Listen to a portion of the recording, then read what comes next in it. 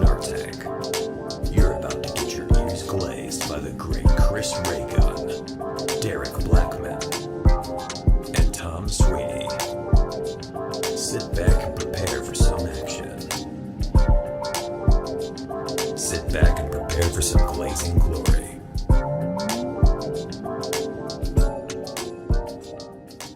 Hey, everybody. Welcome back to the Snark Tank Podcast. It's me, Chris. It's him, Derek, Sweeney.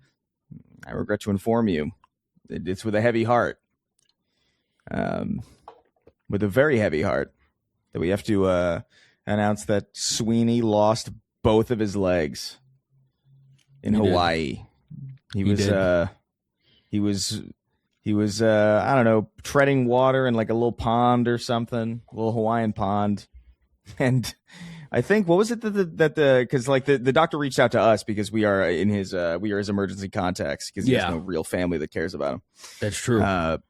Yeah. So like they reached out to us and he said like, so 2,000 jellyfish stung his legs off, basically was the gist of what we heard. Mm-hmm.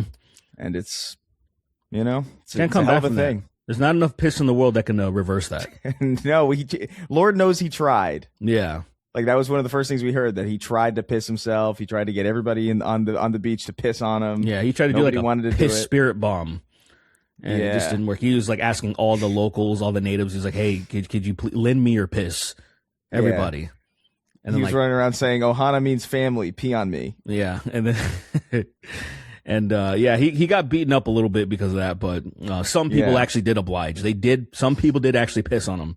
Some people, but only 36. And you really needed about 2,000 people. Right, yeah. And for just the amount of stings. Mm-hmm. And honestly, he probably would have kept his legs if people hadn't beat him up so bad, because it was really the people that did it, really. They really did finish off the legs. That's they really did a number on his fucking legs. So, we're wishing him a speedy recovery. Yeah. He'll be back soon, I would imagine. But he's never going to walk again. Yeah. So, which is fine. He can still podcast. Yeah. I mean, he doesn't really walk anyway. Yeah. So. Yeah. He does. Never really walked. I've never actually seen him walk before. So. Me neither. I've only seen him sitting down in various places, but I've never seen him go from one place to the other. Yeah, I never really understood how he got in your apartment. I don't get it. It's always off screen. Yeah. Welcome to the show. Patreon.com/Snark Tank. Remember, you can go over there. Early access, ad-free, exclusive episodes, various tiers. You can get your questions read. You can get your name read at the end of the show. Yeah. We're still trying to figure out what we're going to do with the voicemails. We don't like doing them remote, so we're waiting for Sweeney to come back. Yeah. So be patient with that. Please. But, yeah, I mean, I don't know. I'm figuring another question-heavy episode. There's a lot in the news, but it's all fucking annoying. Yeah. I don't think anybody really wants to hear more. Nobody wants to hear this. It's like, more corruption. Ooh, you know? Like, what else are you going to do? What else is there to say about it, man? Yeah, it's just brazen at this point. So yeah, I've been trying to at least, like to the listeners. Yeah, like what is there more to say? Unless something like so crazy happens, of course we'll talk about it. But yeah, at least online, I've been trying to just put out there to people like, maybe you want to stop voting for that side of the aisle, because I think it is just so conclusive now. Like, can we have that discussion now, please? It's crazy to me that I don't know, man.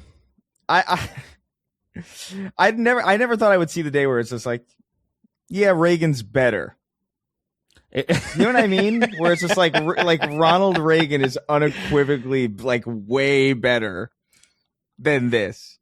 Unfortunately, it's insane. That's crazy. That's sad, even if you put modern day Reagan in right now and has the capacity to do, I don't think he would do the stuff that is happening. Like, I don't think he would, like, sure, the trickle down shit. Yeah, whatever. Of course, they're going to get the bag. They're going to do all that bullshit.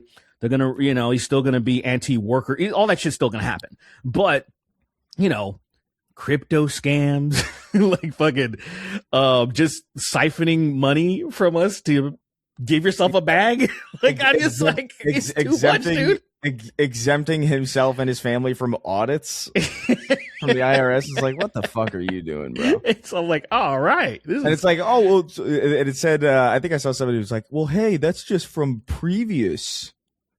That's just from the past. It's like, oh, so when they made all their money off of the treasury. Okay, cool. Yeah, like cool. That somehow makes it better, sir. Yeah, it's like, oh, after you, it's only about, it only gives us immunity from before we did the crime. After we're done doing the crime, we stop doing the crime, then we can be held accountable for that stuff that we don't do after that. Right. It's like, oh, brilliant stuff. I like that. A meeting of the minds in that side of the aisle for sure. That's right. Yeah. I'm having a lot of fun with the very small string of people that are holding on. I am having fun with that, at least. It's the only silver lining in this is that if you're into a little bit of dark humor, you can still laugh at that. Just the people holding on and their excuses. It is a little funny. Yeah, I guess the bright side of it is that he's so old that he's not gonna see any of that money, really. Like, not realistically. Yeah, but it's still frustrating. So whatever. How could it not be? Just like that party's gonna go crazy, man. I am so excited. When I need people to understand, when the day that Donald Trump dies is gonna be so obnoxious, I'm not gonna shut up. It's gonna be so fun. Right. I'm fucking pumped, brother. I don't party anymore, dude. I don't party anymore, but I'm gonna fuck them. You know when the last time I've danced, dude, like legitimately danced?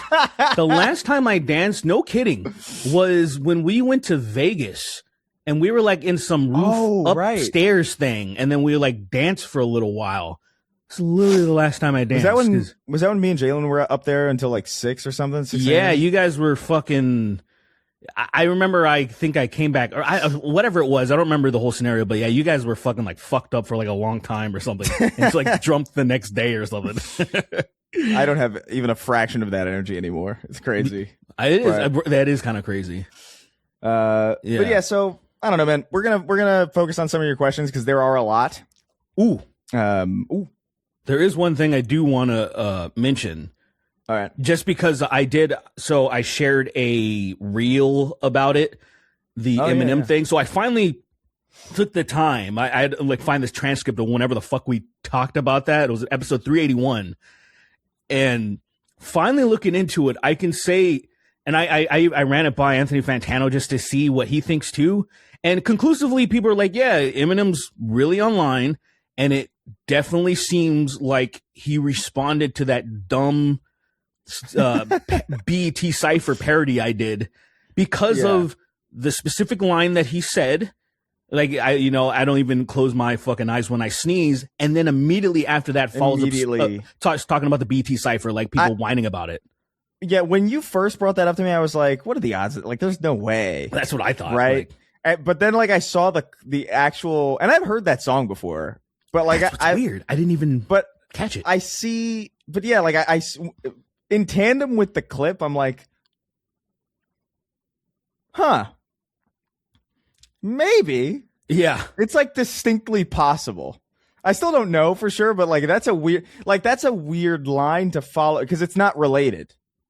You know what I mean? It's not like I don't even close my fucking eyes when I sneeze. It's like it's related to something else, and then all of a sudden, man, that BET Cypher was weak, as if it's like part of the same thought, and that was your line. Dude. And so it is like that would be very funny if he chose.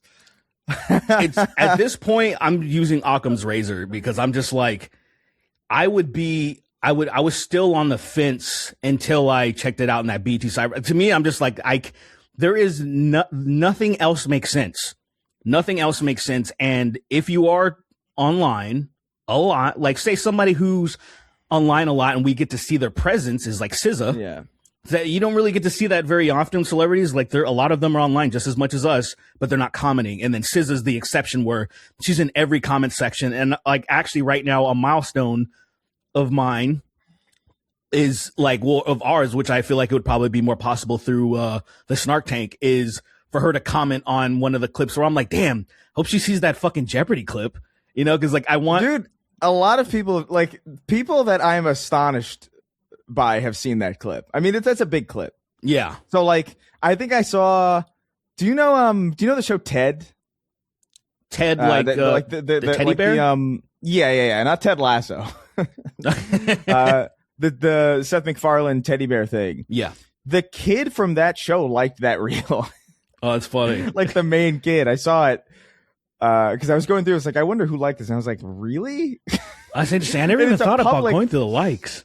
Well, I didn't necessarily I wouldn't even know who to look for. I don't follow that many celebrities or you know what I mean. But like somebody, I think Mr. Matty Plays. He has an editor who I've been talking to, and he brought it up that like, hey, did you know that this guy liked your, because he's following him, so he sees that. So he sees the like. Something. Okay. And I'm like, there's no way that happened. And I checked it. It was like, no, it's for sure real. And it's like, that is so funny. What's funny about that is that like he's like properly like network TV people, right? Yeah. Or not network TV, like modern network TV, streaming service TV. And he publicly liked that. I feel like, you know what I mean? It'd be one thing if it'd be one thing if you saw it and were like, that's funny, and like maybe shared it with like a group chat or something. But like the idea that he was like, lol, and double tapped like on it is very funny to me. I'll definitely add my like to it. Yeah, that is. Yeah, that's a little risque. Right. Let me put my face behind this N-word clip. It's kind of it's very funny to me. But I didn't even think about like huge. I know there's a tab where you can see, I think, like verified people who interact with your clips or like your notifications. So I wish I would have. I didn't ever even consider that, but like going and seeing all the verified and seeing who the fuck, because I know big people have been liking it. I just, there might be some wild ass fucking people on there and just be completely like, oh, this person has seen. That is interesting. I like to. It's funny to imagine that like he sent that to Seth MacFarlane. You know what I mean? And Seth MacFarlane saw that and he was like, I'm not liking this. Yeah, you know what I mean? I'm fuck no. But I like that. That's cool, man. It's funny. Yeah. We definitely, create more moments, put more stuff out, see what happens. Definitely I want that SZA touch.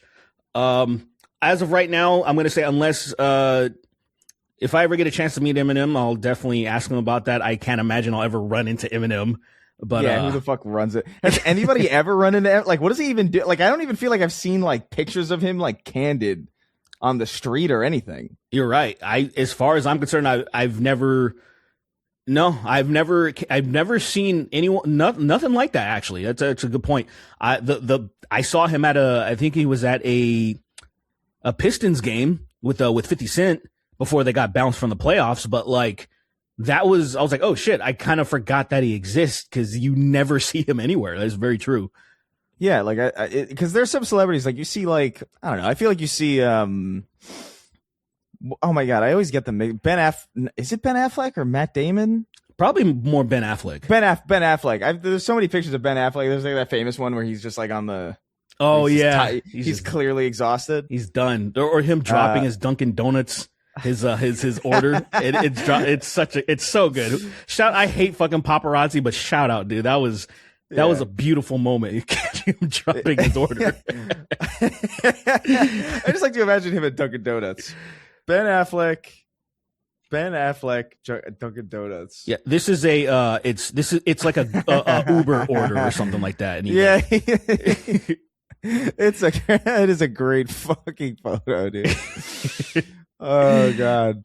But yeah. So shout out to everybody who's keeping that clip going. People still commenting on it. I'm posting more. I've got like a stockpile, but I'm also just like getting into the habit of like when I'm in bed at night, I'm just like, I'll just make a clip or two. I've been having fun doing edits of these clips where like Sweeney has such a good befuddled face. Right. That like, even if it's not like, I edit it highly, like that's not like, sometimes it's not really his reaction to what's happening, but like it's such a good. I've abused his confused face quite a bit in some recent clips because they are fun. But, yeah, I saw there was that one was really good with the dolphins in the Amazon. The dolphins in the forest. That was a good one. Yeah, that was a good one. It's fun. Yeah, the comments were kind of wild on that one because I stopped by to see what people were saying, I didn't see. Yeah, people were being kind of like, well, almost like you're expected to have that type of info. Like, for obviously, you leaned into the bit by saying the forest. Yeah. But like, it's the way that some people were reacting was almost like how do you not know this kind of a thing? And I'm like, what do you? Right. I was like, what do you mean? That's not firsthand. That's not knowledge. That's just very typical to like people to just know on the top of their head. That there are river dolphins in the Amazon is an obscure take. The thing to me is like referring to the Amazon in the proper noun. Like when you say the Amazon, you're talking about the Amazon rainforest. People are definitely thinking of the forest. No one ever says the Amazon in reference to the river. Right. They would say the Amazon or the Amazonian River. The Amazon they would river say the river. Yeah, the Amazon River. So when he said there's dolphins in the Amazon, my mind immediately pictured dolphins like swinging on vines. Yeah, it's just fucking insane. Yeah, it is definitely. It is dumb to not make that clarification, even though, of course, obviously your follow up. You thinking critically, your follow up would be like. Yeah. You mean the river? Like you would say that, because rhetorically, I guess you don't need to say it, but it was a perfect setup. It was great. I love his face because he looks like he's like scared of how dumb it is that we didn't know. Like he's in fear. That was good. So share those clips around if you like them. If they're shared, there's a higher incentive to do even more of them. I like doing them personally, but the inspiration comes in waves, and also it depends on like recent context too. It's like if I'm aware, it's like, oh, that's a good bit from a recent episode we did. Episodes fly out of my head the second we're done recording. There's maybe like a 3-week shelf life. You know what I mean? As far as like me being able to reliably pull back. But that episode had some good gems. What were we gonna say? Yeah. Oh no, I was saying responding to that, and then something else I was gonna say. One of the issues, especially since we're tied to the episodes and the moments, even when I'll cut some parts while I'm editing and I'm like, oh, that'd be really good. And then I save, and then immediately I kind of feel like I'm over it already. And it's kind of an issue like where I was just like, I recognize this is funny, but also there's a weird, it almost feels like I don't like recycling old stuff. I don't like doing that. And it's just more of a thing where, again, it's kind of a get over yourself kind of thing where it's like, shut the fuck up, just get over yourself. And the other thing I was just going to say is if people, I think I'd feel a lot better if people told me about their favorite moments, if they even have it like, say, oh, in this episode or whatever. If you have a timestamp, great. I don't necessarily need a timestamp because I can still look up transcripts. But like if you, whether on my social media or our social media, like whatever, if you guys say some shit, it kind of would make me even feel more inspired to like, oh yeah, let me go look this up, and it feels, it kind of separates myself from it a little bit in a weird way. It's just, there's a lot of, we don't know what people, because like there's things that we think are funny, the funniest part of the episode, and people don't timestamp them, Right. But then there's other things like I use the timestamp. Like if you have a bit on any episode, and you think it's funny, timestamp it in the comments and like talk about it because like I use that shit to pick clips really. Okay. It's really helpful because it means like people, oh, this part is fucking hysterical. I go to it and it's like, yeah, it is. And I'll like clip it out, do some editing. It's helpful because transcripts are one thing, but you have to like have an idea of what you're looking for transcripts. Yes, I have no idea what I'm looking for half the time. Sometimes I'm just looking for like maybe there's a clip in this episode and I'll skim and I'll check the timestamp. So that's appreciated. But there'll be more clips. I'm sifting through some episodes now. Nice. Should we roll into some of the? Yeah, let me just check Twitter real quick. Make sure nothing. Did nothing? No crazy breaking news. I guess the boys ended, but like I still don't. I haven't seen it. Oh, I haven't seen it. I'm gonna go back maybe 2 seasons because I kind of forgot about. First of all, I don't remember what really happened in the previous season, and then I'm like. Am I even gonna? I'm gonna go back like 2 seasons, and then I'll like, watch the new season. I thought about just like because I haven't watched the episode since the end of season 3, I think. And I thought about just like just watch the last episode because I did that. I kind of did that with Game of Thrones. I never saw a single episode of Game of Thrones, and then like I went to a finale viewing party. You would. That is an interesting experience. That was funny as hell, dude. Everyone was disappointed. I was like, that's hysterical. Nobody liked this. Good stuff. Yeah. Good Historic. stuff. Historic. That's Is that the finale? Like the worst finale? Like universally? Like as of right now, I would say it would kind of have to be, barring just a show getting canceled and not even having. But I guess in hindsight, people would probably prefer that. I don't know. I would have to ask Game of Thrones people. I guess from my perspective, I think I would have maybe rather had it since books already exist. It getting canceled in like season 7 or something, maybe you'd be disappointed, but living with this season 8 shit and that finale is like, oh yeah, I would have been much better off without this, because it's just sad because it's so obvious that it was just so phoned in. Like, it was just so lazy, and it's like, damn, there's nothing worse than that for me when it comes to like art, just complete laziness where I'm like, bro, just don't release it. There's so much shit in my fucking vault because of that, where I'm like, I'm just bullshitting with this. And then you just kind of leave it alone. But obviously contractual obligations with the D&D guys and all this stuff, blah, blah, blah. I get it. I don't think anything. I'm sure there's some people that would be like, oh, brother, you don't even know. There's probably some other shows and stuff that I've never watched before. But culturally, since this was such a big fucking show, I can't imagine the disappointment would ever eclipse this. I can't imagine when that'll happen. It's got to be in another century or something. Yeah, I don't know. Yeah, I think because I remember people were disappointed with the Sopranos finale. I remember that being a thing when I was like in high school. People were talking about that. Yeah, but I don't think it's like unanimously bad. It's not like Game of Thrones was. It's just kind of like divisive, which is like fine. Yeah, I don't mind a divisive finale, but like holy shit, it's divisive. And also David Chase has dropped hints about like Tony got clipped. Like he's so it's kind of like, you know what happened. You may have thought it was a little weird and cryptic, but he got clipped. It's actually, you look into it enough, and then if he interviews, he's kind of slipped up a little bit, and you're like, okay, I know what happened. So it's not so yeah. Mad at, you know what's up? You know what's funny about, and I hadn't thought about this until I guess literally just now, because I started watching The Sopranos kind of recently. Mm-hmm. And so, but like before that, it was never really a part of, I never thought about it really ever. And I remember when that finale, like, because I saw that clip of the finale, because I was like, at the time, I was like, I'm not going to watch The Sopranos. I'm 16 or something. Like, I don't care. But I forgot so much about it that I'm like, I don't mind that I've seen it, kind of thing. But when I saw that, I was like, I thought that was like a gimmick for The Sopranos.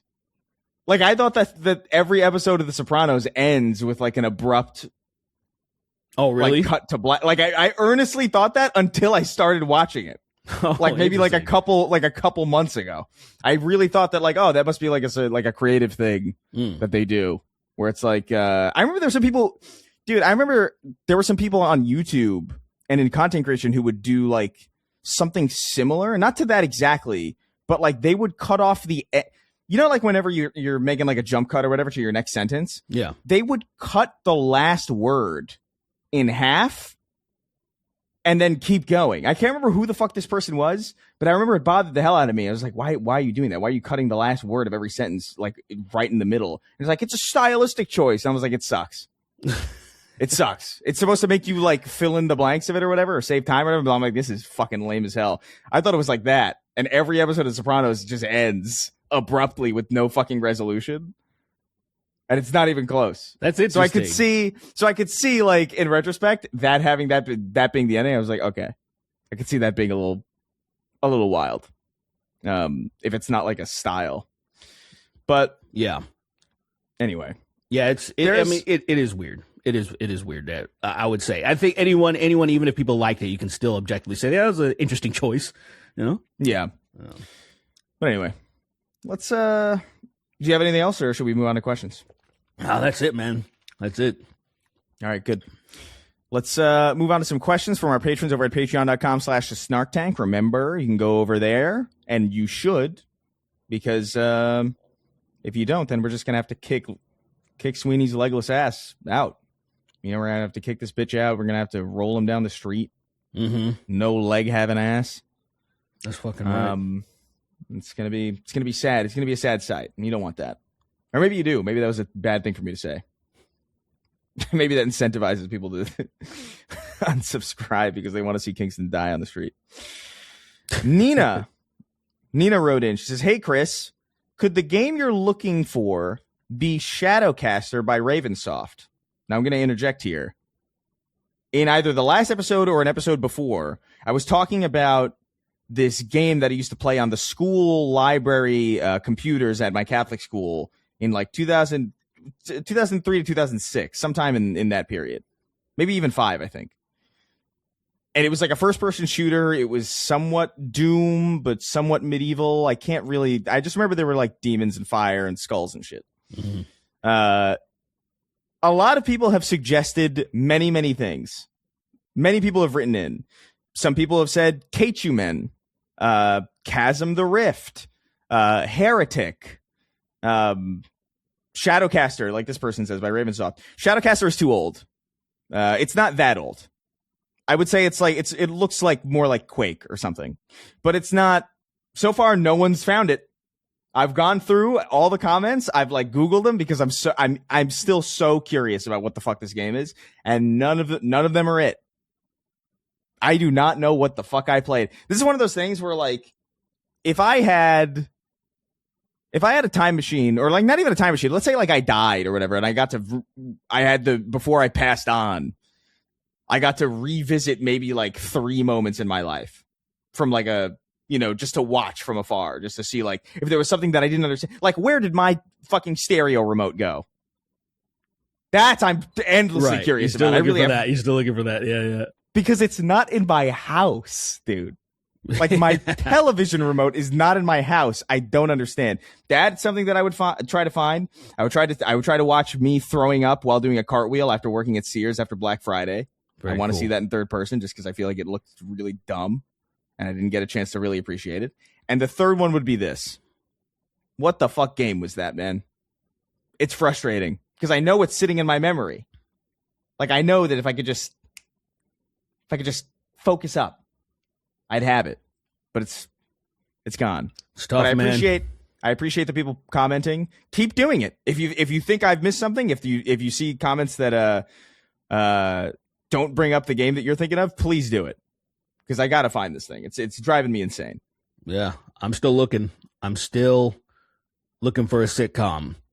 And again, I'll check probably in another 6 months. Because it eventually, like just like your game, it'll eventually pop up. Somebody, I probably told this story many years ago on the podcast where it was a beat 'em up that I played in the Boys and Girls Club as a kid. And I found a forum that was from like a post. It was in 2005 where a guy was looking for the same thing. And I don't remember what year this was, but I was probably in high school when I was looking for this. And so when someone in 2005 posted this saying that there's this girl wearing a pink thong, because that was very distinct. Everybody kept saying the wrong fucking shit because I was saying there was a red and blue warrior that are kind of like ninjas. So people always kept getting thrown off by that. And I'm like, I promise you, it's not what you think it is. You think it's this one game. I keep saying there's a girl with a pink thong in it. If that's not in there, don't fucking mention it to me. And then 2017, some fucking guy started uploading footage of that game on YouTube. So when I was describing it to my YouTube audience, somebody was like, oh, is it Zero Team? And then fucking, there you go. Brand new footage of somebody just happened to be playing it and uploading it to YouTube. And I was like, Jesus Christ, this didn't exist before.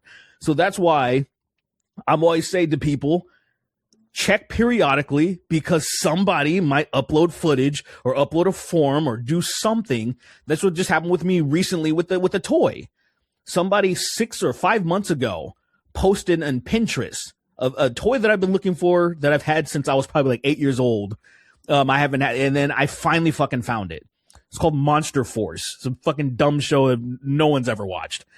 And so I'm hoping that dumb fucking sitcom, but this one seems too elusive. And it's weird. It seemed the way you described Chris, I just feel like you should be able to find it. That's what's so crazy. I know. That's what I felt. That was the frustration that overtook me. Because that's the thing is, I think people were thrown off by because I think I mentioned that it could have been a Catholic Doom, and so there was all these Catholic mods for Doom, but it's it wasn't really explicitly. I was just in Catholic school when I was playing. I don't think it was I don't think Jesus showed up and was like, "Hey, use your fucking gun." You know what I mean? He's not the Clippy or the Cortana figure or anything. I think it's literally just a straight game, or maybe a mod that's. I don't know. And now that you know what the fucking thing that sucks about this is that there's a recent wave of boomer shooters now. That's a wave of new a new type of there's a Warhammer 40K boomer shooter that came out in the last couple years. There's new ones all the time. So it's not even I don't know, a point and click adventure game, where it's just at least they stopped making those in 2013. And there's there's at least a cap.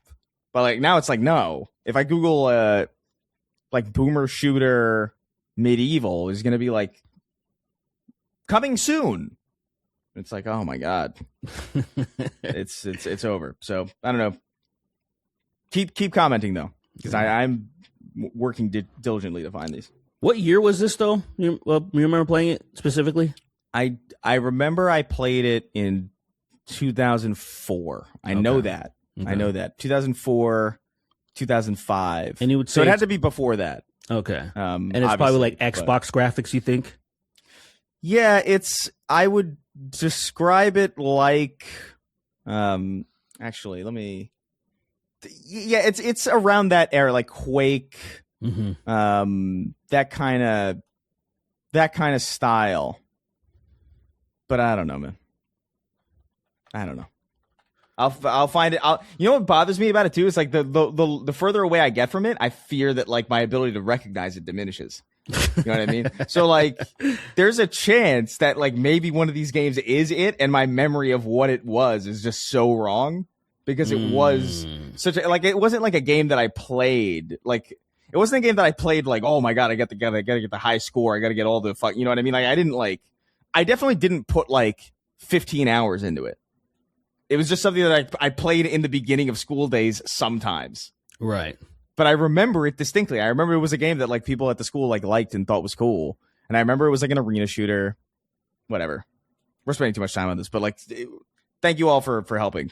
Keep doing it, because I'm not going to stop. Let's see. We got a bit of an advice column type write-in here from Hammer Game. Hammer Game wrote in. He says, "Hey freaks, I've recently been broken up with and I'm going through tremendous heartbreak." Big fucking deal. Thanks for writing it.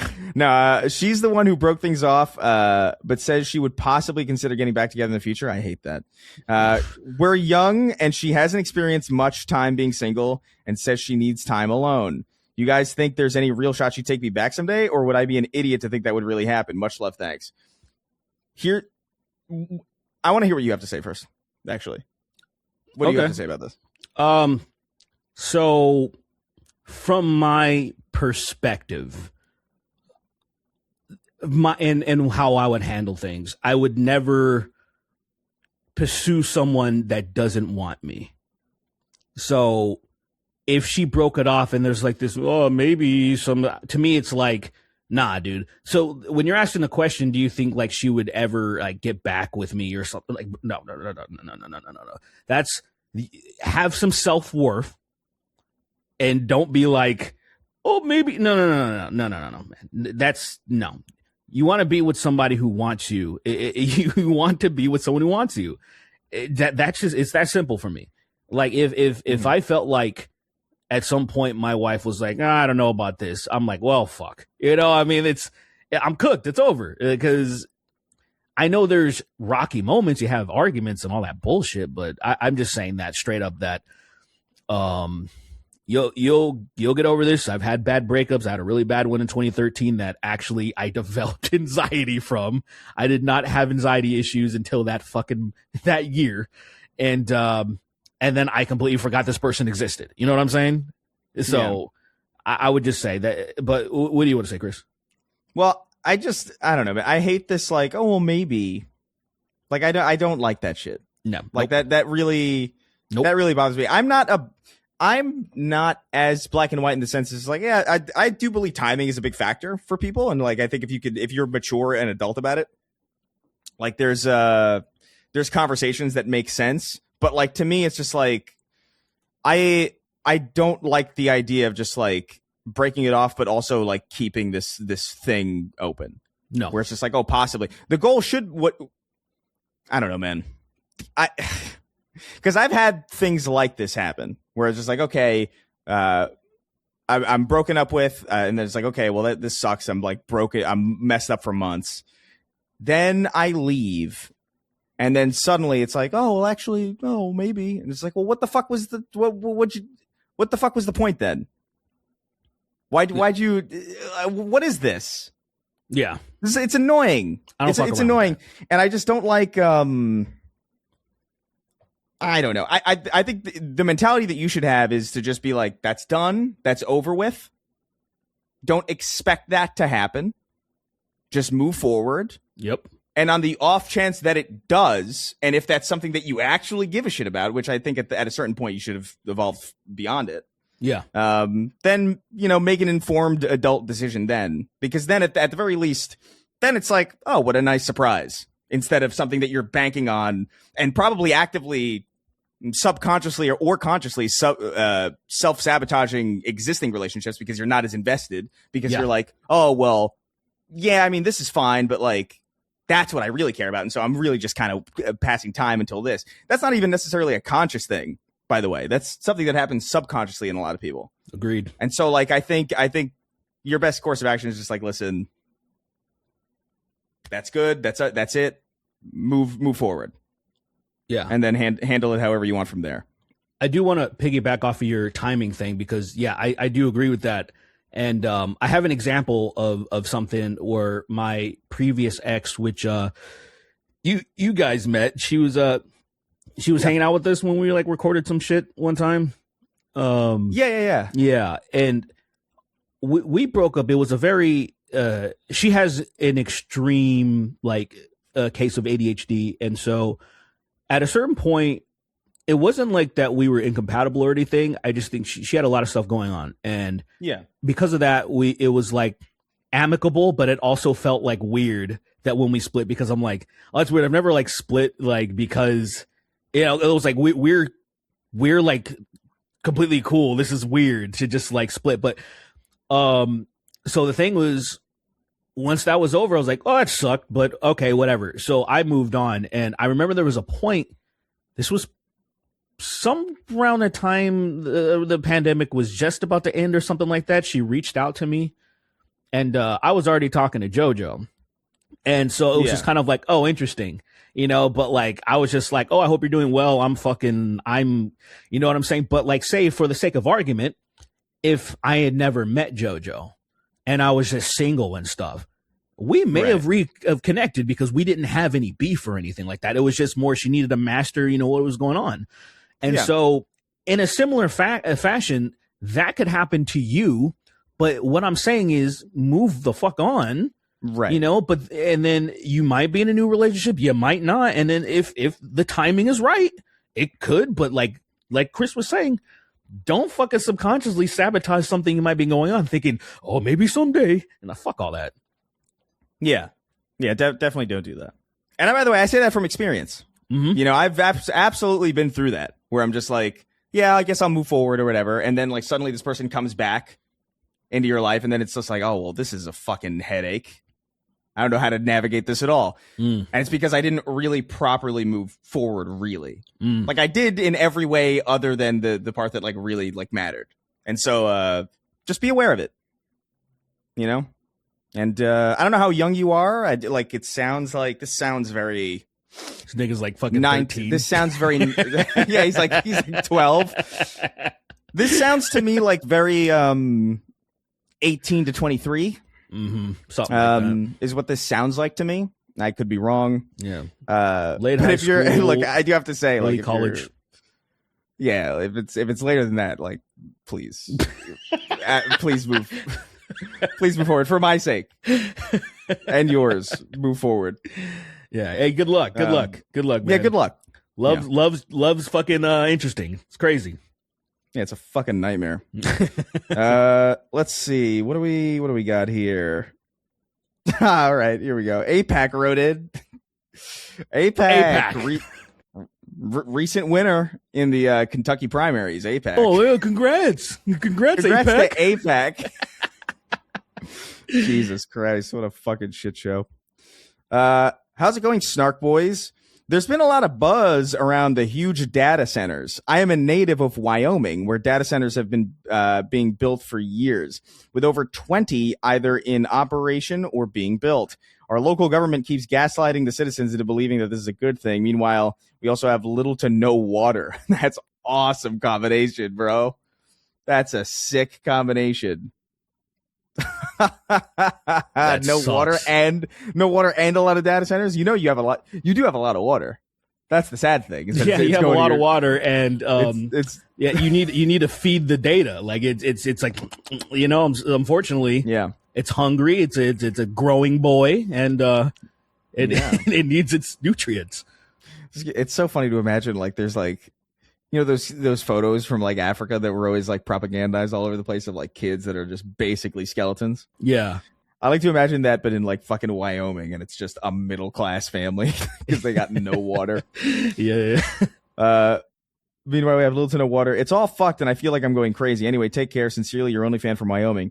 What's fucked about it is that it's just there's so many, like, most people don't want these things, but they're being passed anyway because it's just because the democracy isn't real. Yes, the Congress does not work for the people. And there's enough of them. There's ones that try to work for the people, but they're ineffective because there's too many of them that do not. So, right. Yeah. You know, I want people. I also want people. You know, we just mentioned that fucking APAC winning. I want people to be, because I saw this. There's a guy that I follow. He's a OG. He's probably in his 60s now. Workout guru guy. CC Fletcher. Respect the hell out of him. But he's also a boomer. So he was saying about this. Look what they did to Massey, and then he was saying like this guy would be a good president. Like, would you guys vote for him? And I was like, what? Like, just because he's good on two fucking issues, dude? Like, come on, like, we can't, like, this is and this is what I was talking about earlier. Like, I'm at least trying to talk in the comments, like, bro, come on. You can't be a single issue voter. You can't fucking do this, dude. No, it doesn't work that way. No, because then we get fucking data centers drinking all of our fucking water. It's really fucking bad, dude. And it's like, bro, I mean, Thomas Massey, look, credit where credit is due, but like he did block the Trump impeachment many times. When Trump was impeached, or like the motion was to impeach him, he blocked it. And you know, he's learned now why that was probably not a smart idea. Yeah, now he's lost his fucking job because he sucked the teat for too long, and now finally when he just has to, common sense has to make him break from the party, at least on these two major issues, because first of all, that's what they fucking campaigned on, no new wars and releasing the Epstein files. And then he's like one of the few that are just like, oh, well, maybe we should still do that, while everybody else is just falling in line and sucking Trump off still. And then he loses his fucking job because of it. And it's like, bro, what more proof do you need that these people don't work for us? Like, why are you still like, oh, so now I support Massey now? I'm like, no, he still sucks. He still sucks. I'm sorry, people. Whatever. Good stuff. I can't wait to have dirty, filthy, disgusting water, and water bottles cost fucking $10 a fucking bottle and shit. You're gonna be paying fucking Vegas prices. You're gonna be paying fucking not Vegas prices, Disneyland prices. For geez, yeah. Fucking bottled water. It's like that'll be $16. It's like, what the fuck? Yeah, I went to the fucking Ren Fair. $7 for a water bottle. I was like, oh, cool. Thanks, guys. Dude, yeah, the Ren Fair is so stupid. Like the pricing there is outrageous. Just because you're trapped. I hate this idea. It's just like, oh, you're trapped. We'll just upcharge you. It's like, fuck you, dude. It's so what rude. is this crap? There's just such a contempt for your fellow man in these things. Right. It's insane. Anyway, so fucking rude. So fucking rude. What is this? Stick Larry wrote in. He says, "Hey, gay boys, not a question, but I was rewatching episode 293, and your guys' original name for the Goonicide guy was Suicidus. I think that's a far better than Goonicide. Anyway, stay gay. I want to say, I think the Goonicide is not his name. I think the Goonicide is the event. Yeah. Right? It's like, I can't explain it, but it makes sense to me. Like I don't call that guy Goonicide. Right. That's just the event. Like the media wishes they came up with something that clever, you know, like, cause usually they're like, oh, the Unabomber or the this, you know, it's a fucking like, it's just the event, the Oklahoma City bombing. Like they didn't have, it's just the Goonicide. Like it's good shit. Right. It is good. It's branding. It's good branding. But in my heart, he is Suicidus. He is Suicidus. That's a spontaneous Suicidus. I love that. I mean, I don't really authentic. I should. I am transfixed by that video. Because he's just like, the smile is so crazy. Like, he could have just been a normal guy. It's like whenever you see, it's like, honestly, some of these influencer people, like, what is it? Not Chud the Builder. Who's that other Chud guy who, like, he does the looks maxing? Clavicular. Yeah, that's it. It's like, you look at Clavicular and they're like, you got kind of everything going for you. Like, why do you suck? Yeah, also, what are you doing? Like, you really don't have to, like, that guy didn't have to jerk off at drive-thrus. You know what I mean? Like, he could have passed completely normal as, like, probably like an upper echelon type of person. Like, he's not ugly, like, seemingly well-kempt. Seemed like it, yeah. He could have gone along just fine, but he had to jerk off and then drive into a parking lot and shoot his head off or whatever the fuck he did. I actually don't know how he killed himself, actually. I know I mentioned on one of the episodes before, I'm still a little skeptical about how all that played out. Because really, when you think about it, like using like Occam's razor, the smile has implications. Like, did you, okay, if you're driving up to, and now this is where I have the break from Occam's razor. Okay, this guy's insane. He's insane. So in his head, he thought she was gonna love this, and that's why he pulled up smiling. And then as soon as she had a negative or not pleasant response, that's when he broke character. He's like, "Oh shit, my fantasy's over. I'm gonna go kill myself." But I've said this before. It just feels like this is just me completely breaking from Occam's razor again, at least from the perspective of. It almost feels like she told him something that kind of got him in the scenario and then baited him and then fucking was like, nope, kind of. And then he was like, oh shit, kind of like realized that he got baited. And then he's like, oh fuck, I'm screwed. This is going to be everywhere. Because I'm just kind of like, it's such a weird reaction that he did. Like, it's such a weird reaction. I guess what I'm saying is, I would love for it to be more of a wild, tall tale of like, oh, this is what really happened. And he wasn't just boring, just a pervert that like, oh, and killed himself. Because it's still funny, you know, all things considered. But also, I would love to like say, no, the girl that I would love to have her be interviewed. What's going on with you, the victim? And then say his the perpetrator, or the perpetrator, the perpetrator, and the perpetrator and or victim's wife, if the suicidus. Yeah. I would love to know, like, because what if she was like, nah, this nigga was like perfect. Like, I didn't, and I want. There's so much to this story that's left out. I know. I am curious about like the finer details. Like, what if he comes from a family where they just don't wear pants when they go outside? And also, we didn't see his dick, man. It like, was it like, yeah, it didn't look like he was hard or nothing. It didn't look like it wasn't even showing. Maybe he just likes the breeze. That's where I'm kind of like, I was like, dang, I can't even definitively see that his dick was out. There was a thing that happened recently. Now, this was, so it was all over like a lot of true crime or legal stuff. Some chick that was like completely claiming to be a victim. She said that this guy passed out on his couch while she was delivering like Uber Eats or whatever, and his dick was out. And then she was like, oh, she was basically saying she was sexually harassed. But she recorded the guy, and posted him on TikTok, which is insane, like with his dick's out. It's crazy that she did that.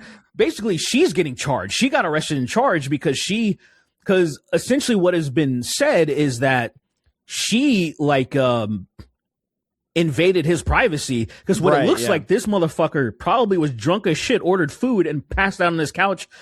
Why is his dick out? I don't know. Drunk as shit. Weirder stuff has happened to some people. But like, as of right now, I know she's facing charges, and she was online saying like, I'm the victim. She was like, woe is me. And this is kind of like one of those situations to where I need more. Right. But as of right now, Occam's razor. I mean, if I'm gonna use Occam's razor, I would say the smile is weird, but maybe the guy was just a little bit nut screwy, and then he just got caught being a fucking pervert. Because I know that's people are perverts a lot. You know what I'm saying? But if we can never find out what's going on, maybe we can do an extra ammo where we write the entire scenario. We lay out we write the story of the Gunicide. Yeah. Oh, and do you think Mrs. Gunicide would come on the show? Do you what a guest that would be. That would be an amazing guest. Here's the weird thing. Because of some people's lack of follow-up, their lack of journalism, it's entirely possible that no one's even tried to reach out to her. And I say that because I did not see one, and I did not see one journalist try to follow up on the suicide forest thing with Logan Paul, where I was just like the person that offed himself in the forest. If you were a journalist, the first fucking thing you would do is try to reach out to the person's family, trying to figure out, is there anything you can do to help or raise awareness? Is there anything? Get a comment? Usually just like nothing, zero. And so I was kind of like, because from my perspective, that whole thing was fucking fake. It was completely set up. There's actually even something where his dad looks like he kind of slipped up a little bit. Logan Paul, like calling them fucking stupid in a way that like you went too far with this prank shit, because that's all they did. They were pranksters, right? That being said, I was like, where are the journalists just following up to see if the family's even real? If this person's real. I zero name in anything attached to the person that was identified. Nothing. Zero. I looked in Japanese news. I tried to have someone help me. No, maybe something's come out since I've looked. That was many years ago when I was looking. Maybe it was just a skeleton that had been there forever, and there was no way of knowing. It was like the first guy to kill himself in the suicide forest. But how do you? So did they? So like it was a skeleton, but like it had like clothes on. It was a skeleton, but like. Yeah, but it had the clothes. Okay, I gotcha. Because like in the thumbnail, it had clothes. That'd be crazy. Yeah. And they just couldn't identify it because it's been there for that long.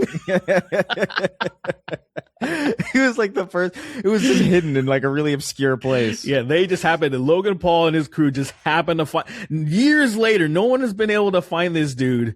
He's been decayed. He's completely gone. He has no more tissue. And then they got lucky. Yeah, I hated that whole. I'm sorry, like that.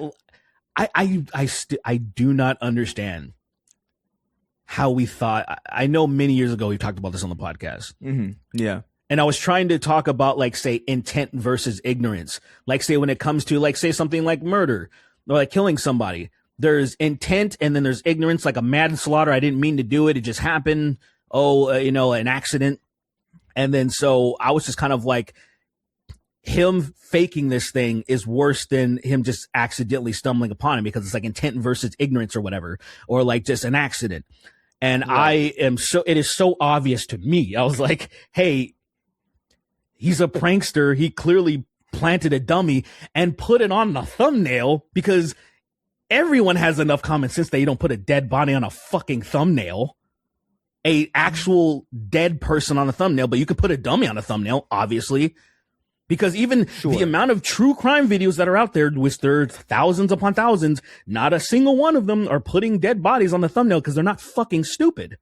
You will get demonetized if you put death on your thumbnail. So you put a dummy on there and then you just blur it as if it's like it's so fucking obvious.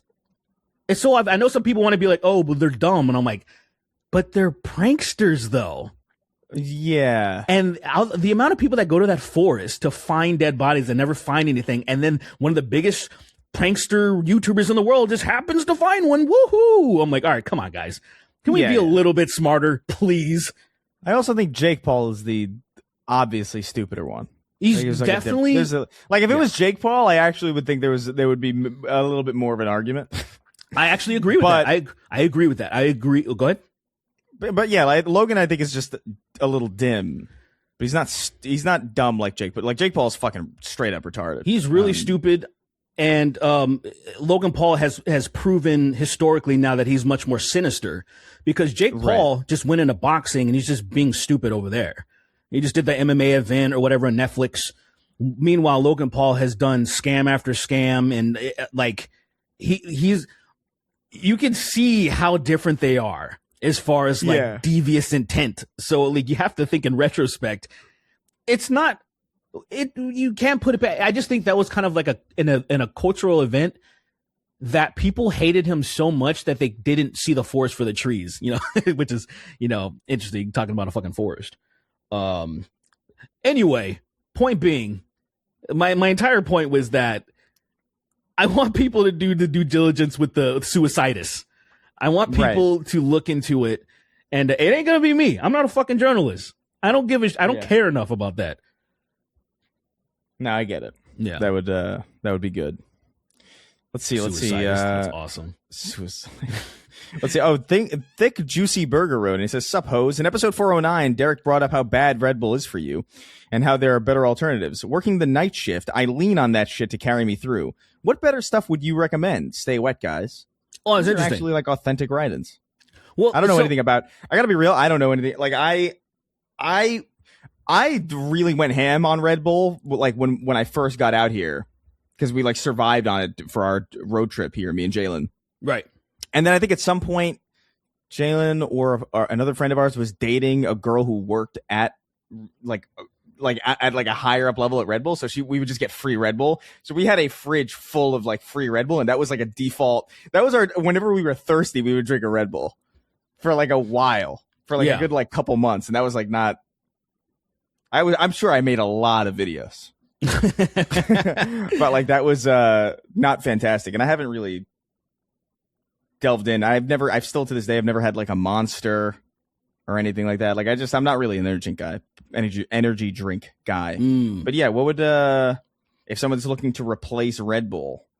So I think this is going to be the hard part, because a lot of people say, for example, if you're a smoker, you're not necessarily looking to replace the nicotine, because you can get nicotine anywhere. It's very easy to get nicotine.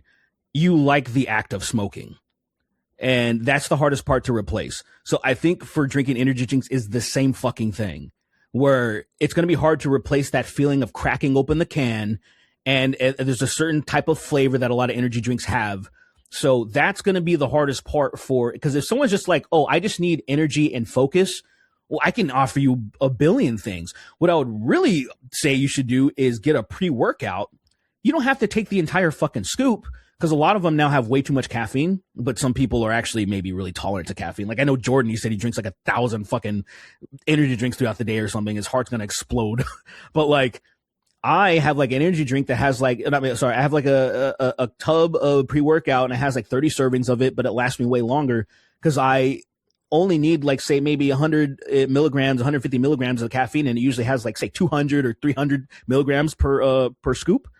Mm-hmm. And I just make a little drink. I mix it in water, mix it in something with a little bit of whatever. And usually they have no sugar in it and stuff like that, which is important for me since I'm already fat. But like, I know there's zero sugar energy drinks and all that stuff, but also I stay away from carbonated drinks because over time that tears up your fucking stomach a little bit, and it's not great on your stomach. So it's just other little things you want to keep. But I guess mainly what you're looking for is just caffeine. A lot of people will use taurine. That's in a lot of energy drinks because it's supposed to help. Like, what's the word I'm looking for? Beat the crash that you can get from having a lot of sugar and like caffeine intake, stuff like that. But I would just say, like, one of my favorite. I'm not gonna shout out any brands. They're not paying me any fucking money.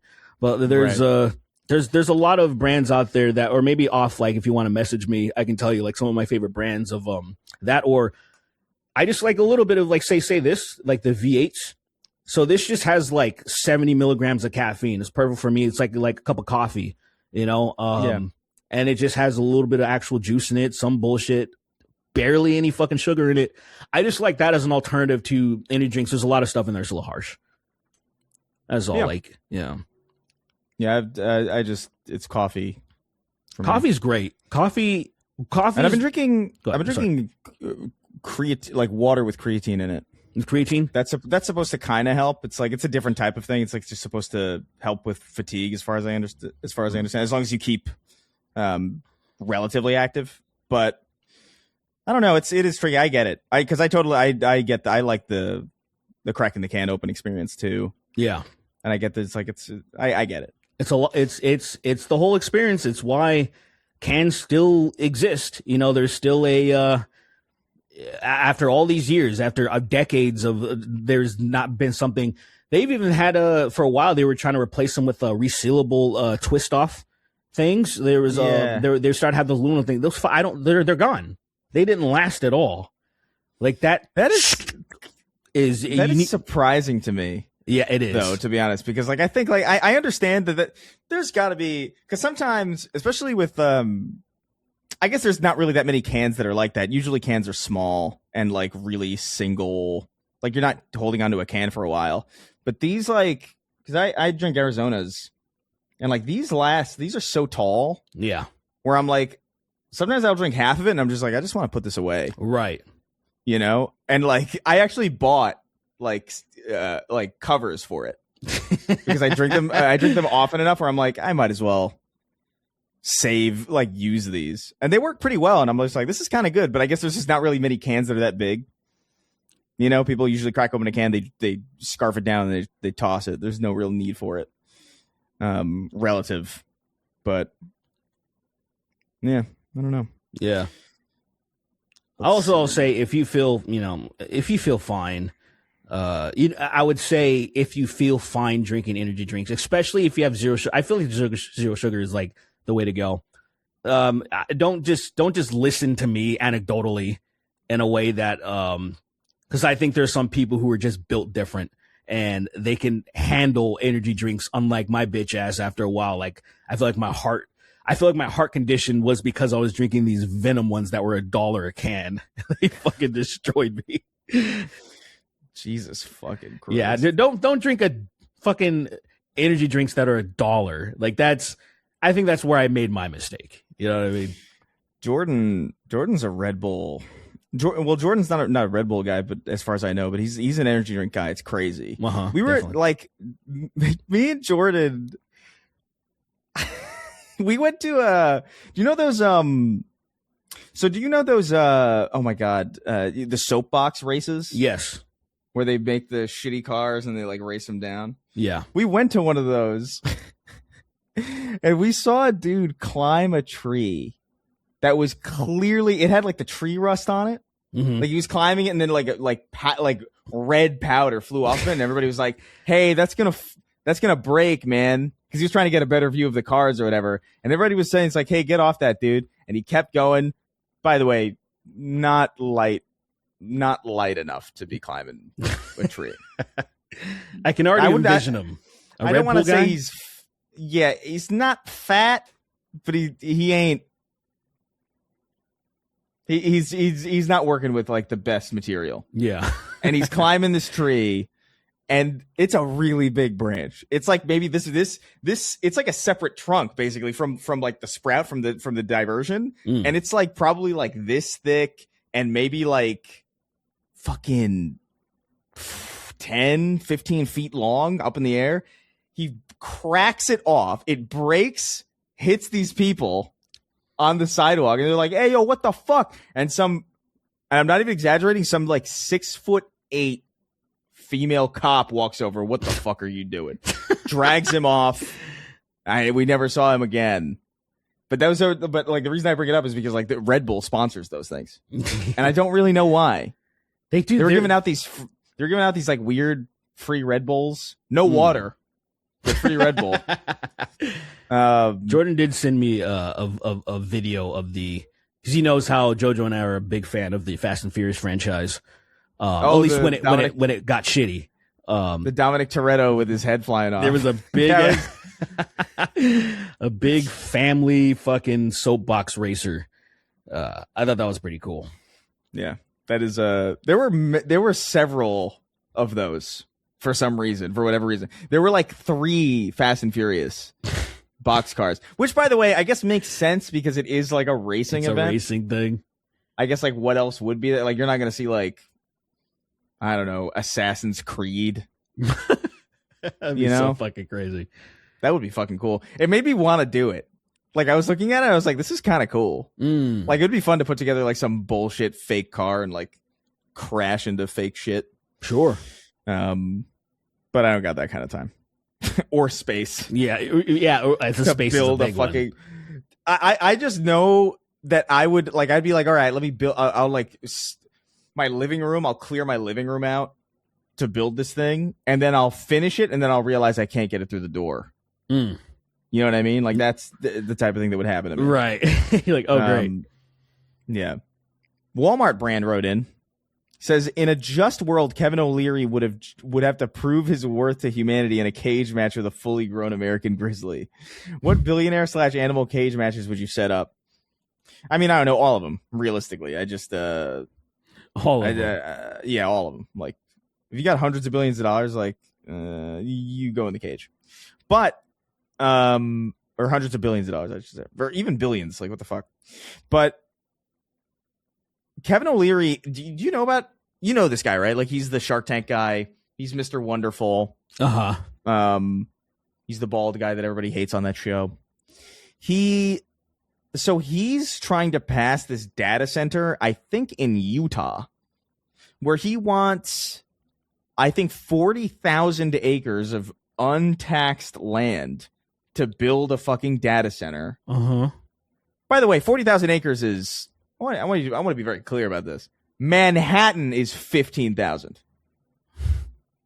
So he wants 2.5 Manhattans, essentially, of untaxed, tax-exempt land in the middle of Utah to build an AI fucking data center so that you can, I don't know, generate 2 million Sneakers O'Toole videos in like 3 seconds. Like I just don't, like I don't know, man. I don't know. Fuck that guy. Loser. Fuck all of them. You see a lot of these freaks always coming out and saying like the people just don't understand. They just don't understand. They're like just like fucking cavemen. They're so. I'm like, you don't get it. Don't you want to make your life worse so that people in China don't win? The AI race is like, I don't give a shit about the people in China. Yeah, like well, that has nothing to do with me. And it has nothing to do with me. You clearly just want to make much more passive income. That is your goal. Yeah. The idea that it's like I want America to win. It's like you don't give a fuck. You first of all, you don't care about this country at all. If you did, you wouldn't let half the shit happen. Right. Second of all, no.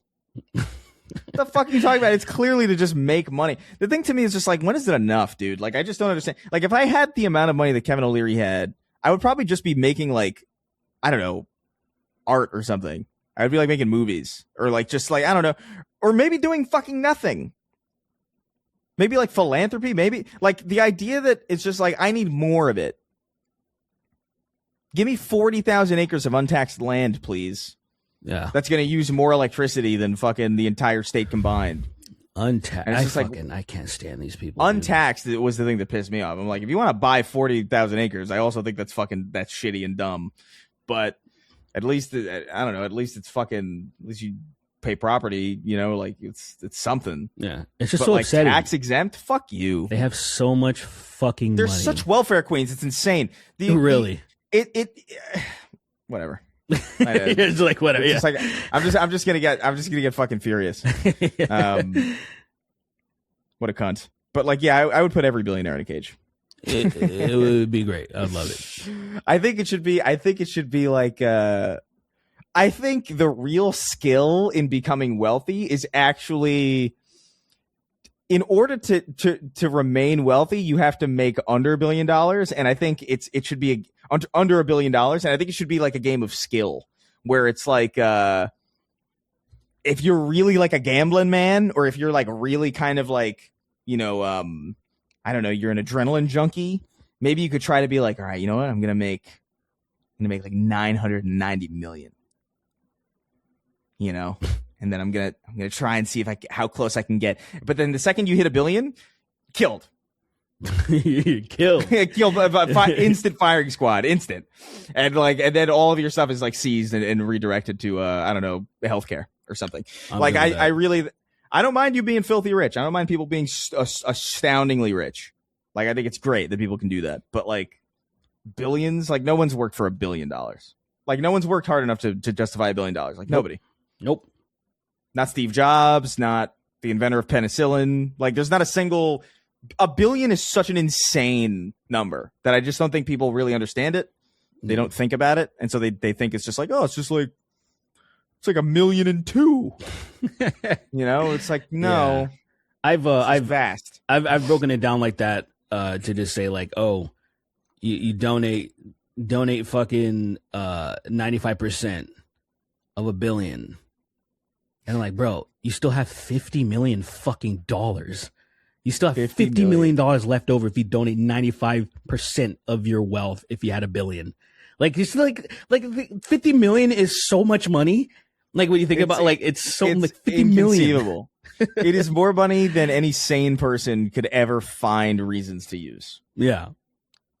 And I'm like, and these niggas are like, oh man, I'm trying to pile on billions. And I'm like, fuck you, dude. Fuck you. That's so crazy. It is. It's insane. Because I think, what is it? Like $1 million. What was the math on it? I think the math on it was that, like, I think 1 million seconds is like, I think 2 weeks. And then 1 billion seconds is 31 years. Yeah, something like that. I remember. Yeah, it's some fucking crazy fact. And I just remember being like, oh, no, 1 billion is so stupid. That's insane. Like, I hate it. I hate it so much. Fuck them. Fuck them all. What is this? Fuck them all. Heian drowns 1/2 of every animal on Earth. Oh, is that Noah? Reverse Noah? Reverse Heian, he drowns 1/2 of every animal on Earth. Heian, that's great. Dude, Siege fucking killed me, dude. I was so happy with Siege. It was fun. That was pretty good. That image you put at the end of the episode with Jesus with the reverse Uno is awesome. Oh God bless Heian. But he says, "Sup, Chris, Derek, and the hostage that's temporarily replacing Sweeney. Mm-hmm. What's your favorite crackhead theories from any media? I find it more hilarious to believe that the world of Mad Max is only comprised of Australia and the rest of the world is totally normal. There's no evidence to the contrary. I think about that a lot with well, I guess with not what's the zombie movie that 28 Days, but they kind of answered that in 28 years because that's in the UK. And everything's still kind of fucky and weird. But like I like to imagine that, like, oh yeah, it's just the US going through this. And everybody else is just like, man, that's crazy. Yeah. Pretty wild. The same way that we treat like Gaza or something. Right. Where it's just like, damn, it's crazy that we're not doing anything about the US zombie thing. Yeah. Go to Five Guys, I guess. But basically. Basically. Yeah. Yeah, that's a I do like the idea of Mad Max. It feels like Australia could possibly turn into that. Just, I feel like there's something cooking in like how most of it is like uninhabited essentially. I feel like something's brewing over there to where just Mad Max is gonna just happen out of nowhere. My feeling, or my idea, I have a great idea, I think. It's the Matrix, but it keeps going. What do you mean? So Neo unplugs from the Matrix and he's in this world or whatever. But the aliens that control that world are also in a matrix of their own. And then it keeps getting it's almost like computer inception kind of. Yeah. Where like it just kind of keeps going until you get to a place where it's just like I don't even know. So it's like pigmen. You know, or some like obnoxious, like some weird fucking garbage looking creature. Right. That's my theory, is that there's like an infinite number of matrices. I mean, at this point, I'm ready to believe anything. I just, the only thing that gives me any type of like, hey, something weird could be going on is people who kind of generate their own luck. Because I'm like, what is that? There's got to be something to that. But you also have to actually believe in it for it to really work. Because clearly, like, I don't believe in it. So it doesn't. Right. You have. You really do have to just like have faith. Yeah. In like a really, and you have to have like really like be just completely doubtless. Like you have to be too stupid to even consider that there's doubt. Right. And then it'll work for you. And then exactly that. But if you're even remotely smart, then you're fucked. I mean, if you are not a complete moron, you suffer. Because I have conversations with JoJo all the time. I was like, imagine just being so fucking dumb and thinking right now that shit is going well in the U.S. I know. It's fucking crazy. That's got to be fun. Like, you're like, bro, like, the president's killing it, killing all the terrorists, man. Oh, the gas ain't so bad. It's only temporary. You know, like, you're having a good fucking time. It's good that everybody's switching to the Chinese currency as the reserve currency. It's cool. They're definitely not thinking that. That's not like that's too much thought process to even. Right, they don't even know what a reserve currency is. Yeah, they didn't get that far, dude. They get that deep. It just must be fun. Like I do envy on some level that level of just ineptitude because it just seems easy. It seems fun. Yeah. Just seems like such a quiet headspace to inhabit. Not a single doubt. It's good, man. Envious is for sure because I don't like being frustrated. Like when I just want to like chill and play video games, and then something pops up on my feed about there's something infuriating. Once again, pops up my feed that would never show up if I was like some country bumpkin, you know. It would just be somebody talking about, playing football and cooking fish. And then I'd be like, that's right. That's right. And that's right, brother. And then I'd go back to brother, man. Beating the piss out of my wife because my dinner's a little bit cold, Yeah. And then I'm like, that's it. Is this a Hispanic dish? And it's like those action figures that would have like the like the spring-loaded actions. Yeah. Oh man, you hear like the clicking as he's like winding this. Yeah, bro. I don't know. It's just I don't know. I can't. I'm just getting sad thinking about it. Yeah. Go Inspector Faggot. Nice. Inspector Faggot wrote it. He says, "What's popping my favorite minorities?" This is a question for Derek primarily. Oh, why are you excluding me? I could answer this question. I've been trying to get into the NBA recently. Never mind. Stupid. I've been trying to get into the NBA recently, and I'm actually enjoying it. However, I have no idea how to pick a team. I have no loyalty to a particular city or state. So my question is this: how the hell do I pick a team to support? Fuck you, Sweeney. Yeah, fuck you, loser. That's an interesting question, and I actually have an answer for that. All it takes is you just need to stick around enough to watch enough games and different games, right, to where you're gonna fall in love with an organization. There's gonna be a culture a lot of times.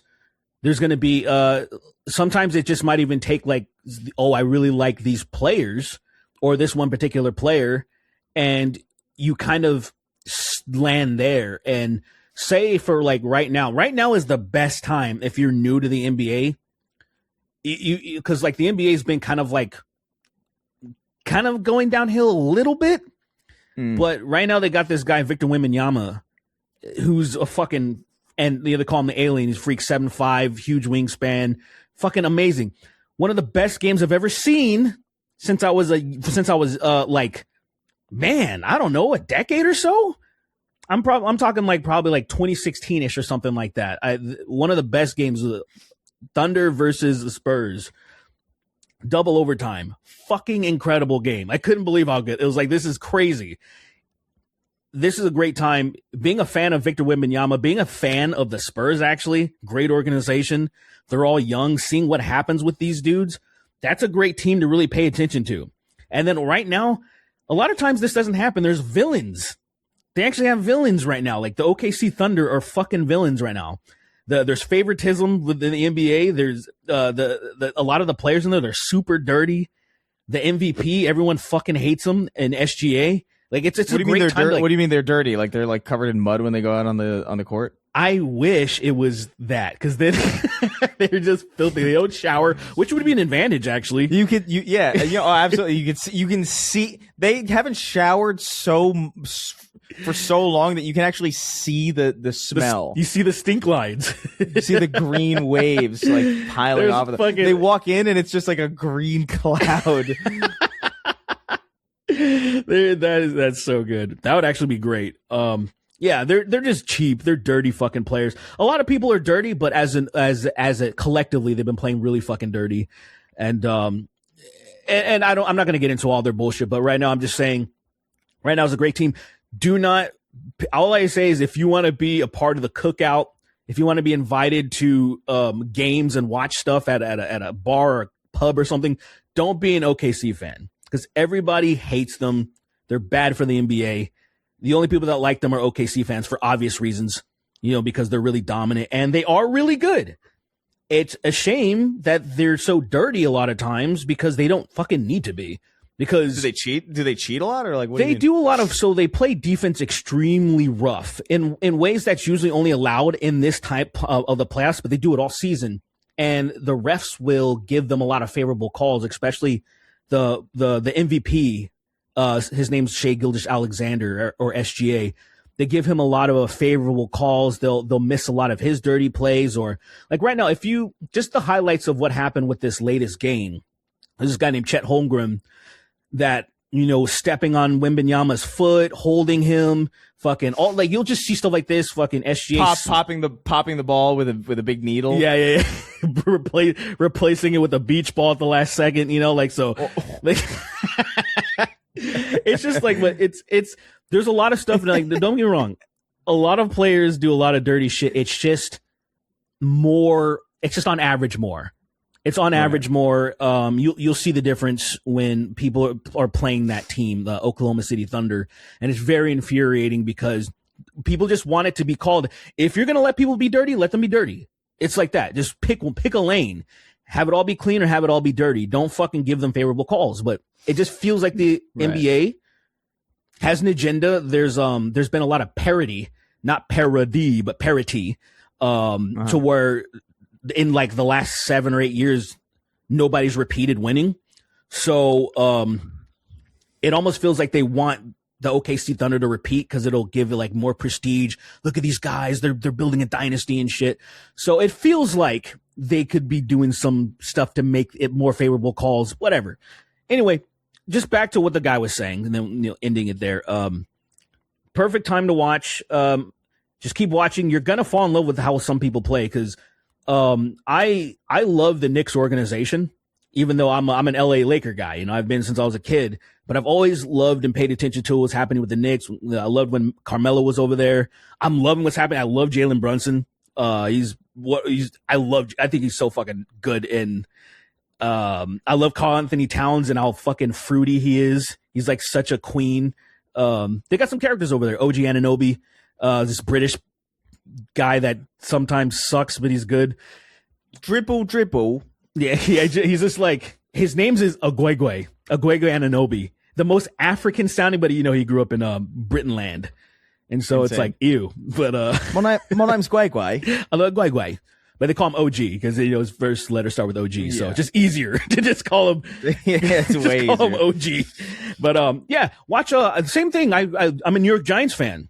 Of course, I grew up watching the fucking Raiders and stuff with my mom, but I love the fucking Giants organization. Fucking Manning and them, when they beat the fucking the Patriots in 2008, when the Patriots were gonna go for their undefeated season, I nearly busted into my pants. That was one of the that was one of the few football games that I watched. Oh, actually, it was a good one. Wild card team that had no business winning. That's what they say any given Sunday. I love that shit, dude. God, that was so good. I fucking hate Tom. I hate the Patriots. I don't really hate Tom Brady. He's weird, fucking making out with the son and shit. He's weird, like weird as fuck. I forgot that he did that. I forgot that he tongue kisses his son every Christmas. What a fucking freak. That's so weird. I felt so bad for that kid. I know, he didn't know. Because he was like, even when he was getting older, I remember there was Tom Brady is like sitting on, he's laying down on like a massage bench or something. He looks like he's getting worked on. And his son's talking to him, and his son's walking away, and he's like, hey, Tom Brady calls out his son, like, hey, did you forget something? I'm paraphrasing, whatever. And the son like reluctantly kissed him on the mouth. And I'm just like, your son clearly is not into this shit, dude. Like, I'm sure he's seen plenty of stuff online about how weird this shit is. And like, still as a teenager, he was sitting on his fucking lap in one thing. Like, I think they were sitting by the pool, and I was like, this is crazy, dude. Like, I get it. You love your son, but also protect your son's image because this sucks. Yeah. Like, what are you doing? There's going to be so many interviews with that kid. Right. At a certain point, it's just like, what the fuck was that about? Exactly. Like, why are you passionately making out with your dad for 7 straight minutes? For 7 straight minutes. Eyes closed, no breaks. Who was it? Was it Meat Cannon? Did he make? Probably. I think he made a video about that. That sounds like something you would do. It's third time's the charm. We were just talking about how shit this service is, or how shit it's gotten, I should say. Yeah. Can you hear me? Okay. Yeah, you're good. I think you're not crackling anymore. Yeah, there's no crackling. I don't know. Whatever. Let's just hope we get through this. Yeah, we're gonna do 2 more questions, and then we're gonna get to the names. Primarily because I just don't know how much longer this is gonna fucking hold. Right. It'll be a miracle if we end up with all of this video. But King Pissard and the Gizzard Glizzard wrote in. He says, "What's up, sapiens? Nice. Over the past few years, my mom has become chronically addicted to Twitter. It's gotten to the point where she'll call me and tell me she's talking to a celebrity when she just commented on a post, or will send me a post she thinks is footage of ICE shooting people that was obviously an AI video posted by a Russian bot. Have any of you watched someone slowly fall into a delusional reality due to social media? Thanks for the yucks." Not personally, and not close up. For me, like most of the people that I know in real life are thankfully like relatively well adjusted. There are people who spend more time on their phones than I would like them to, but like not. I mean, I do that also. So It's not like to that degree where you think you have a personal relationship with a celebrity because you comment on their fucking post. Right. It's kind of intense. But no. It's sad, man. Yeah. I definitely yeah, it is. It's interesting to see older people get sucked into that. My mom's terrible at technology, so she would be the only person that I would even it could be a reference, but no, she's not at all. She's so not an online person. It's weird to because I guess scams and weird stuff has been around a long time. It's still weird to like not have any precautions about that. Like you just step on, you're like, oh man, fucking Brad Pitt just replied to me, and I'm like, what? Why would he be on Twitter fucking replying to random people? You know, like why would he be on there? It is crazy. It's funny because they used to be. They kind of used to do that way back at the that's you know right. What I mean, like way back in 2009, like it used to be like you could have kind of a rapport with celebrities if you tweeted enough. You are right, and because there just wasn't that many people. But like now, it's like, nah, man, they got people doing that for them. Or if they're doing it at all, a lot of people have just stopped using it. So like, I don't know, bro. It is sad to see people like fall down those rabbit holes, though. I don't know. I don't know if I have anything like specific or anything close to home. I know I have some friends who I knew kind of from high school who have since gone kind of crazy, but they were never like my parents didn't know their names. You know what I mean? They were that kind of friends. Like, oh yeah, we go to school and maybe we're connected through some of my friends who I actually care about. Right. But like, I mean, I could take you or leave you, quite frankly. And it looks like I made the right choice in most of those cases, because like, holy fuck, bro. I don't know how you go from an atheist to being like a MAGA Christian. Like that's fucking.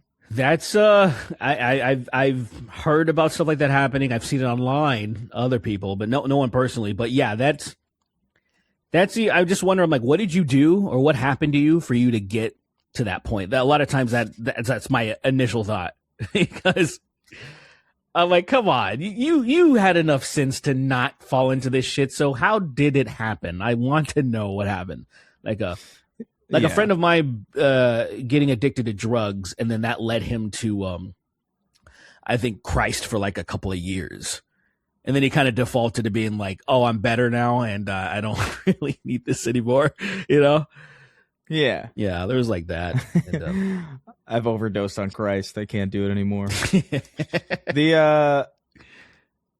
was I going to say? Oh, fuck, it reminded me of something. Damn it. I had it. That sucked. That's so that pisses me off, because it's just like, how close am I to dementia, really? You know, if that can happen to me. I don't sleep it really enough, bothers so me. I'm fucked. Yeah, I'm definitely fucked. I went to sleep at fucking 5 a.m. Yeah. Not even doing anything. I wasn't even doing anything. I think I was like I guess I was kind of like listening through our podcast and like looking for clips. But I didn't find any. I just ended up going to sleep at 6 a.m. for no reason. No. But damn, that's gonna bother the hell out of me. Uh-oh. Oh, I remember. I was we were mentioning because I mentioned atheist to MAGA Christian, and it reminded me of that I stumbled across the Amazing Atheist on like TikTok or Instagram.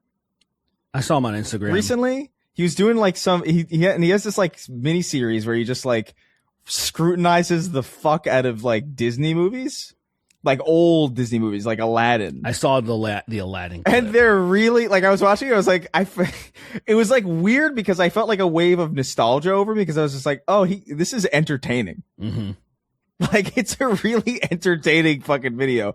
Him going into how like the genie is a scumbag piece of shit, and he doesn't actually grant the wishes. I've been saying that for years, man. I was just like, I never thought about it. Aladdin was like, I liked the songs from Aladdin, but like the movie itself, I never really glommed onto. I would always like fast forward to the songs. Oh, interesting. It was never like my favorite movie. Gotcha. But like, I was like, oh yeah, he just sort of dresses him up as a prince. Yeah. No actual titles. Didn't give him a kingdom. He didn't do fucking shit. Yeah, and then Jafar becomes and then Jafar gets to be a real sultan. He fucking. It never crossed my mind. Granted, I haven't seen those movies I unironically probably haven't watched Aladdin, Mulan, or Little Mermaid, or any of those movies really. Probably since 2001, maybe, like latest. I maybe watched those like a lot in the like the late 90s. So it's been fucking forever. So like that the intricacies of that I kind of forgot about. But like, yeah, that's what a cunt. The big time. It's one of those few times where if someone may, and I'm sure there's video essays out there, if they were specifically talking about, I think the genie spitefully did this because of how he got tricked in the cave. Like he to break him out, to break out. It's like, I bet you can't even do this. And then he breaks him out and he's like, well, that's your first wish. He's like, I never wished for that. And because of that, he's like, all right, bitch, I'll show you. Because so he wasted on that fucking prince thing, didn't actually make him a prince. He saves his life, and then that's somehow literally again, he did not wish for his life to be saved, but that counted as a fucking wish. In the way that I'm like, but it didn't count in the cave. I've always thought that, but that's me. Like, I'm just watching the movie. And the kid, I thought a lot. I was a critical thinker as a kid, and probably to people's annoyance, of bringing shit up when people just want to enjoy something. And I'm like, what about this? Why this? And I guess I still do the same fucking thing, right? But yeah, I love that. I love that it's being pointed out, because I was like, no, let's not look past this. This dude's fucked up for sure. Yeah. I forgot how much I liked his delivery. Yeah. Like when he's making videos like that, I was like, this is really interesting. Shout out to the amazing atheist. Yeah. Banana video notwithstanding. He has he changed it, so he's been having like identity crises. Because he changed his channel to TJ Kirk at one point, and then I guess then he changed it back to Amazing Atheist. But now it's called something like, I think it's Into the Fray. Same channel. Oh yeah, it's just now Into the Fray, and I've caught a couple of videos from it, and I'm like, it's relatively the same content he's always made. And then he was beefing with this guy. I've been watching this guy Dark Matter 2525 since like 2010. Oh my god. Yeah. That's the cartoon angel guy, right? Yes. Yeah. Yeah. And so he now interacts with me sometimes on Twitter, I think. I watched him forever ago. Right. Yeah. That's what. So damn, like 16 years now. And then there's now beefing? he just, huh? They were beefing. Yeah, apparently, it was technically Dark Matter responded to Amazing Atheist's response. So I can't remember the context of it. It was something it had to do about morality of punishment or something like that. I can't remember. Sure. Dark Matter made his video, and he just does videos of just like rants or whatever. I don't even think they're like he's reading off a script. I think he's just kind of going off the dome, which I respect. And not what I pictured him to look like. He's a very large man with a big beard. Like he looks like cute, like he'd beat the shit out of you. I never even thought of it, like, because I've never seen his face. Right. So if you go on his channel, I didn't know he started showing his face. Oh yeah, he's been showing it for a few years now, and I was like, Jesus Christ, he's huge. Like he's like, not only is he like, he's like very progressive, but he'll beat the piss out of you into submission to be like, you fucking better be progressive, But yeah. So they had a little back and forth about that, and I thought it was really interesting. I'm like, wow, look at these fucking atheist relics. Fucking just I once had an interaction with him, and I was a little of Dark Matter 2525. You see him? Oh my god. Yeah, right. What the fuck is like some get this guy to play Kratos. Exactly. What the fuck? This guy's just the idea that there's like some Kratos motherfucker making atheist cartoons is hysterical to me. That's insane. That's insane. Yeah. What dude. the hell? I'm fucking flummoxed by this. He looks more like Kratos than the guy who's playing Kratos. Playing him, that guy from fucking Sons of Anarchy and Remember the Titans and shit. I mean, no, I'm not laughing at him because he looks gross or anything. I'm just so surprised. Never would have guessed he looked like that. He sounds like somebody who's bigger, but like this is just not what I expected. Yeah, at all. It definitely not. I would never think of anyone who was making secular content. He's the only person that looks like that. Like, yeah. I mean, you could say Matt Dillahunty from the Atheist Experience is bald and white, but Matt Dillahunty is fat and doughy. He doesn't like. Yeah, this guy looks like he can bench like 3 plates easily, like 315 pounds easily. Like he's like, yeah, that's cake work. Matt Dillahunty's the kind of guy you could poke in his tummy and he goes, he's not exactly a titan.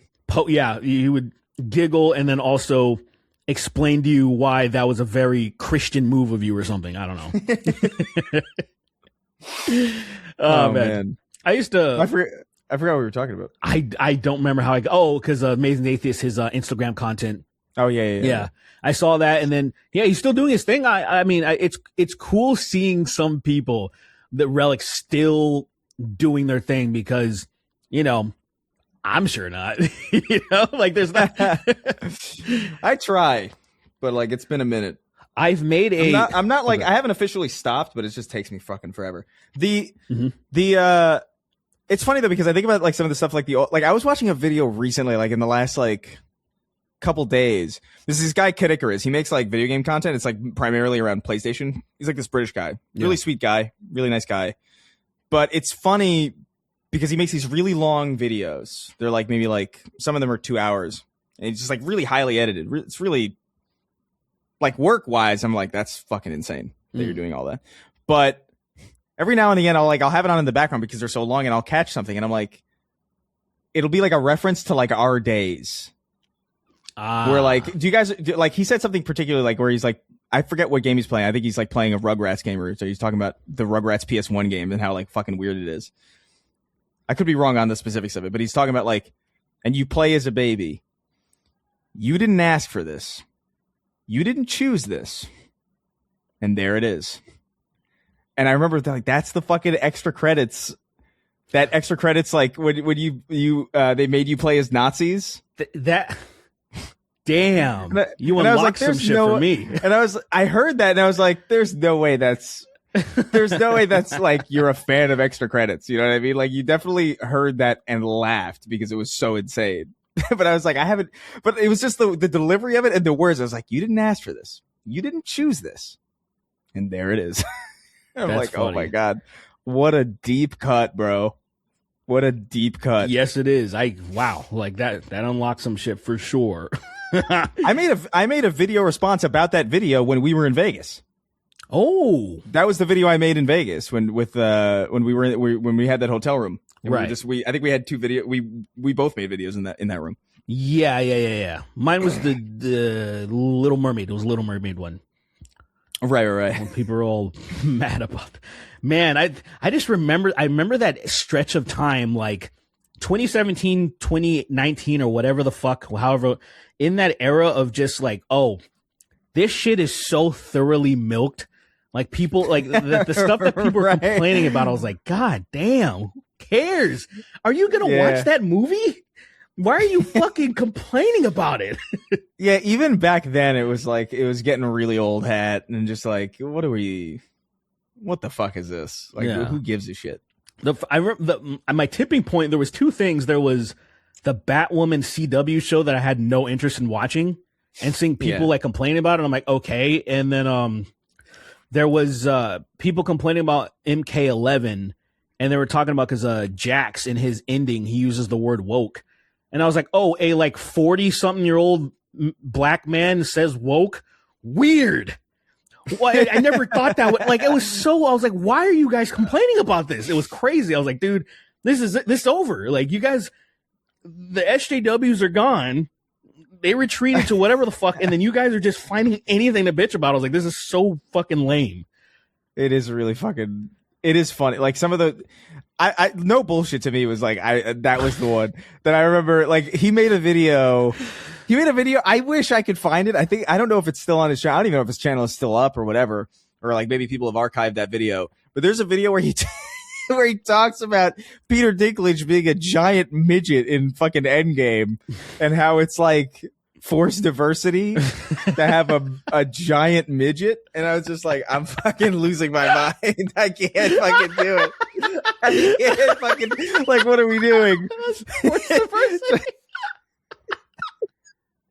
It's still so funny. That's funny. Good.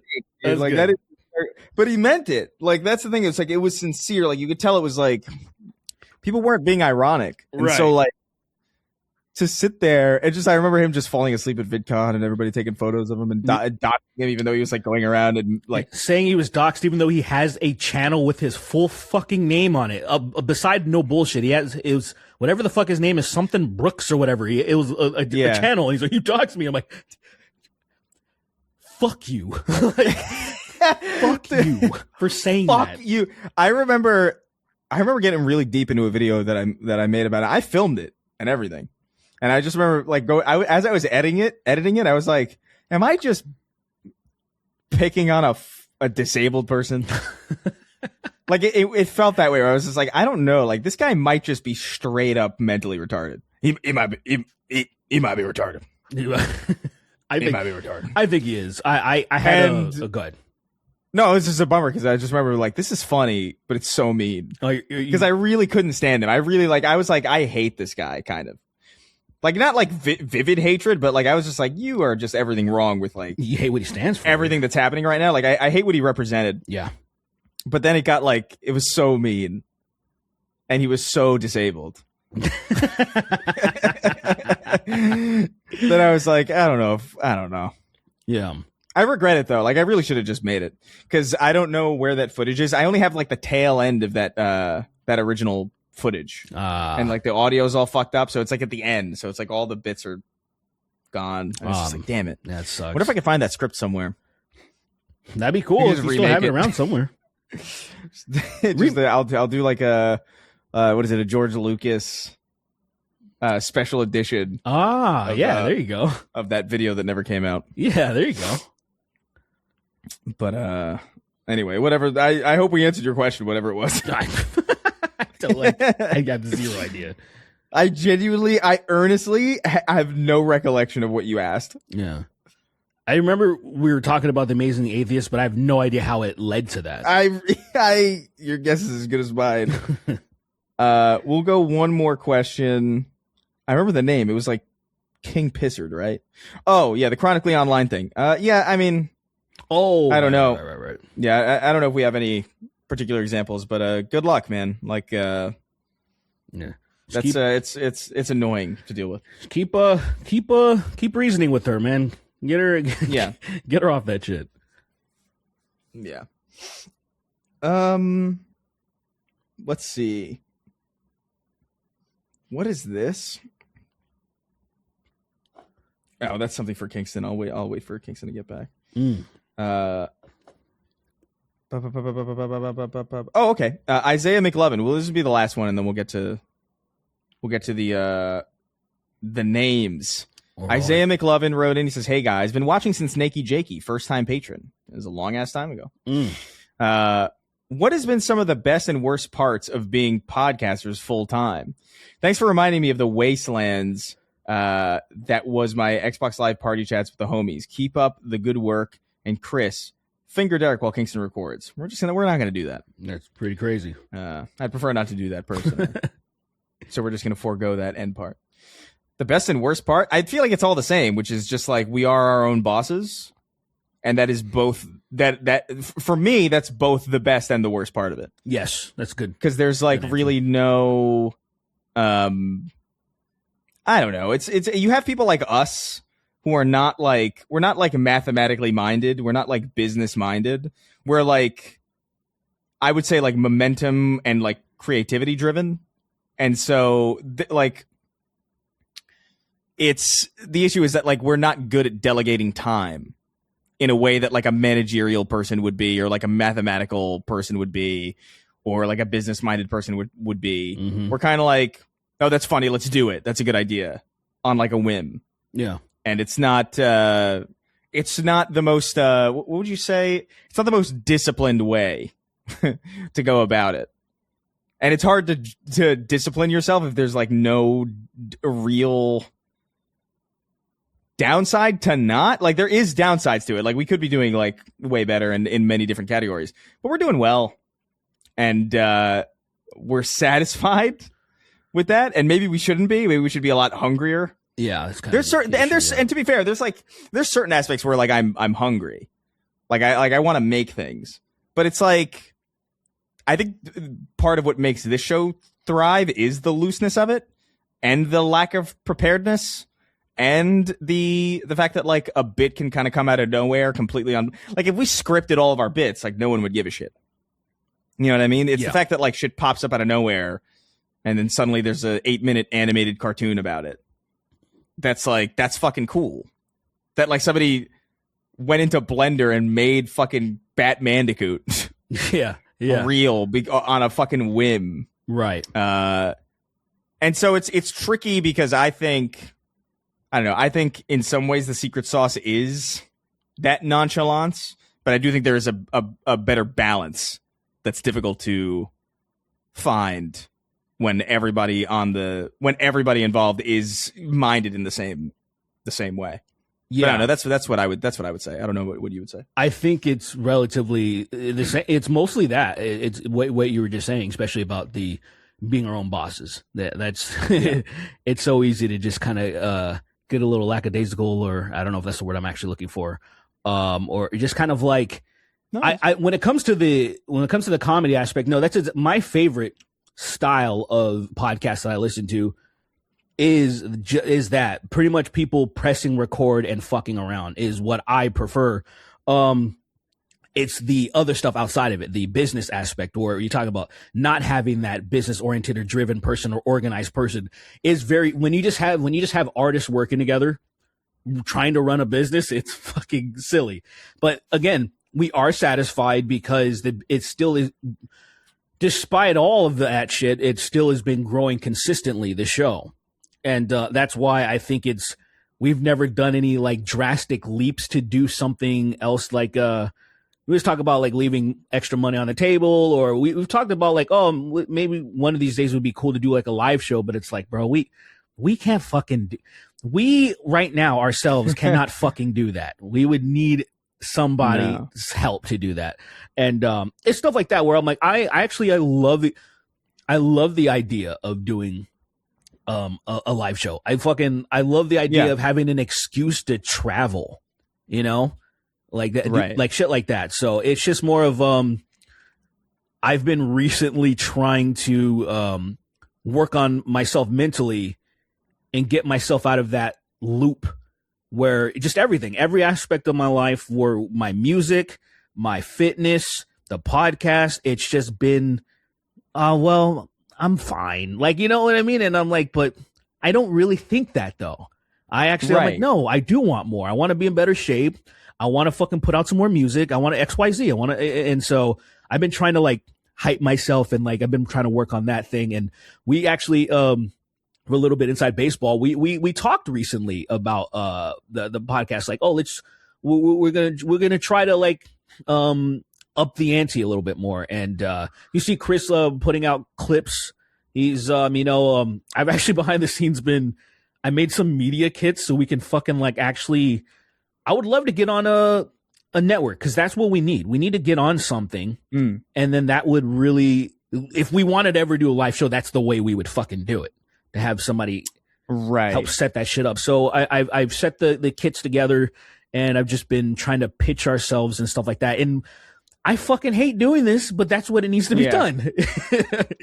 So it's the really unglamorous parts of it. It's like doing taxes and doing the paperwork and all that crap. It's just like it's the worst shit. Like if I could live in the woods and not have to deal with any of that, I would. Right. Like I'm not even kidding. Like I hate it so deeply, like the tedium. But I do like being able to just make a stupid bit, and like thousands of people think it's funny. I think it's cool. It is pretty crazy, yeah. Anyway, yeah, I do also, that too. The appreciating more about, because I do kind of, it's sometimes this does feel like a job, and I feel like that's fucking crazy. Like where I kind of want to take a step back and be like, bro, what do you, like, this is, what do you, come on. Yeah, it's like some dude just lost his toes. you know, like fucking putting a fucking, I don't know, like a tire on a bicycle somehow. Like I don't even know. That's crazy. But yeah, I know what you mean. Yeah, it's things always feel that way. But yeah, it's like you get accustomed. 100%. Yeah. Hey, thanks for being a new patron. Fucking been listening since the very fucking beginning. That's crazy. Yeah, that's basically like the first. That's earlier than the real beginning of the show. So like that's a while back, because I think Jakey was before we were doing weekly. For sure, because I wasn't a part of it. We didn't start doing weekly until episode, I think, 4 or 5 or something. I don't know. That's when it really started to be like what this is. Yeah. But yeah. Anyway. We're gonna read the names of our $25 and up patrons now, and we're gonna get the fuck out of here. Sweeney will be back next time with his fucked up legs. Yeah, and hantavirus or whatever. Yeah, he's gonna bring hantavirus to the studio, which is gonna be swell and great. Interesting time to travel. I know. I'm sure it's fine. Should be. I'm a look at if he's sniffling or anything. I'm like, no. I'm sorry. I'm not even gonna take any chances. Yeah. Oh yeah, certainly not. Especially because he's so tall that every time he sneezes, it's just gonna rain down on everybody else who's shorter than him. Right. Like I've noticed that if I get sick, no one else gets sick because I'm so short. That like I can't. I even if I'm talking to them, like I'm not coughing up into their fucking space. Right. It's funny. Tall people just spitting all over us and coughing all over us, man. Yeah, they're like those misters at like the Ren Fair. Oh right, yeah. That spray mist. It's like here's fucking Ebola. Have a good one. Count me. Did you see something? No. You said Ren Fair. I saw fucking Matt Mercer walking around. That was pretty interesting. Role. You catch glimpses of interesting people. Yeah, I was like, oh, I don't know this fucking guy. I saw, oddly enough, a Raid Shadow Legends content creator was there. Oh, funny. I thought that was funny because I'm like, what the fuck? Like, as one of you guys are out here in the wild. That was wild. It was, yeah, I saw Cytheria at the Red Bull thing. Oh, man, she squared on you? No, but she was damp as fuck. I would ask for a drink. I'd be like, hey, you mind? Hey, do you mind squirting in my face? To a fucking complete stranger. Like before you even say like I'm a big fan. Right. You know what I mean? Like before there's even an established tone to banter. Jesus Christ. I'm gonna DM her and see what happens. I'm gonna ask her that. Yeah. Just see what happens, you know? Just said no contact at all, and then just a DM. He's scored in my face. Will you squirt in my face? I'm married. I'm married. I love that. All right. That's a good. I like that answer. Actually, it's or a question or whatever. Yeah, it's good. I'll find it. Right. Well, yeah. Go ahead and do your thing. All right, count me down. 3, 2, 1. Fighting a plane in honor of Aaliyah and winning. That's hey, good job. You teach that fucking plane a lesson. Yeah, fuck that plane. Isaiah McLovin, D1 Insurmountable Skullfort, Young Grain of Sand, Green Goblin, Cracking Mysterio, Canon Cursed Image, Shitawan Myceti till I 4, Circumcision. The plot twist, Al-Qaeda didn't do 9/11, but they did kill Aaliyah. What the fuck's going on? Okay, what's going on? Like, what happened with Aaliyah recently? Did we even bring her up recently? I feel like we didn't. If we did, I don't remember. I don't remember the last time we've talked about. I remember talking about like maybe celebrity crushes and mentioning Aaliyah, but I don't remember that being anytime soon. Fucking, I don't know. Yeah, I feel like that was like fucking forever ago. I feel. Was there a documentary about her or something? Maybe. Because I don't know. If there's one more, I'm gonna be really like tripped out. Yeah, the Great Unwashed. Spud Chud the soap dropper accidentally spiking the soap in the shower with so much force that it shatters the tiles beneath him. Ooh. Chud the soap dropper is crazy. That's crazy. I still think Elmer Chud is a really great. Oh, right. Someone's got to hop on that YouTube, on that branding. Agreed. Sacrificing Sweeney to stop the recession. The dumb slut is super busy being extra dumb. Jordan Peterson tripping and ontologically spilling his BV all over the plane aisle. I forgot about his BV. Oh, right. I fucking hate that so much. His beef smoothie. Yeah. I was like, beady? I was like, what the fuck's that? Yeah. No wonder I've spilled my beady in the ontological sense. Cold Brew King. Pete has gay sex. Alpha V, the gayest Avalanche fan to ever exist. Go Avs go. What do you expect? Funny name? Go fuck yourselves. Longtime jerker, first time buster. Cash Patel pulling the Requiem in a congressional hearing. Reverse Jesus force feeding 3 dudes 15,000 loaves of bread. Hell yeah, dude. Oh fuck, I love Reverse Jesus, dude. Jesus is fucking great. It's me, that Malik guy. I have my mother's creams. I have my father's thighs. Stepping on a spider and it holds me up for a second. Oh yeah. Yes, hell yeah, dude. The only remaining Starship cannon bomb on this barren Earth, Emmett Till's open casket. The Chris Gay. The circumcision did not go well. Ow. The dead spider. The Goonisher. Very cool. The Goonisher. He fucking violently masturbates into criminals' faces. And it kills them. This would make sense why the police want to catch him so bad. That's fucking crazy. It is, yeah. I mean, like, this how guy's is just a villain. He's not even like an anti-hero or anything. He's just a fucking serial fucking rapist, kind of. Basically. Sweeney nutting in the air and catching it in his mouth like Popeye spinach. Dilapidated little scoliosis dick in piss flaps. Dick the Cock Johnson, Delta Gamma, literally fed this toddler last week. Why is it still crying? The Clam, now chowdered. Blue Sanghili.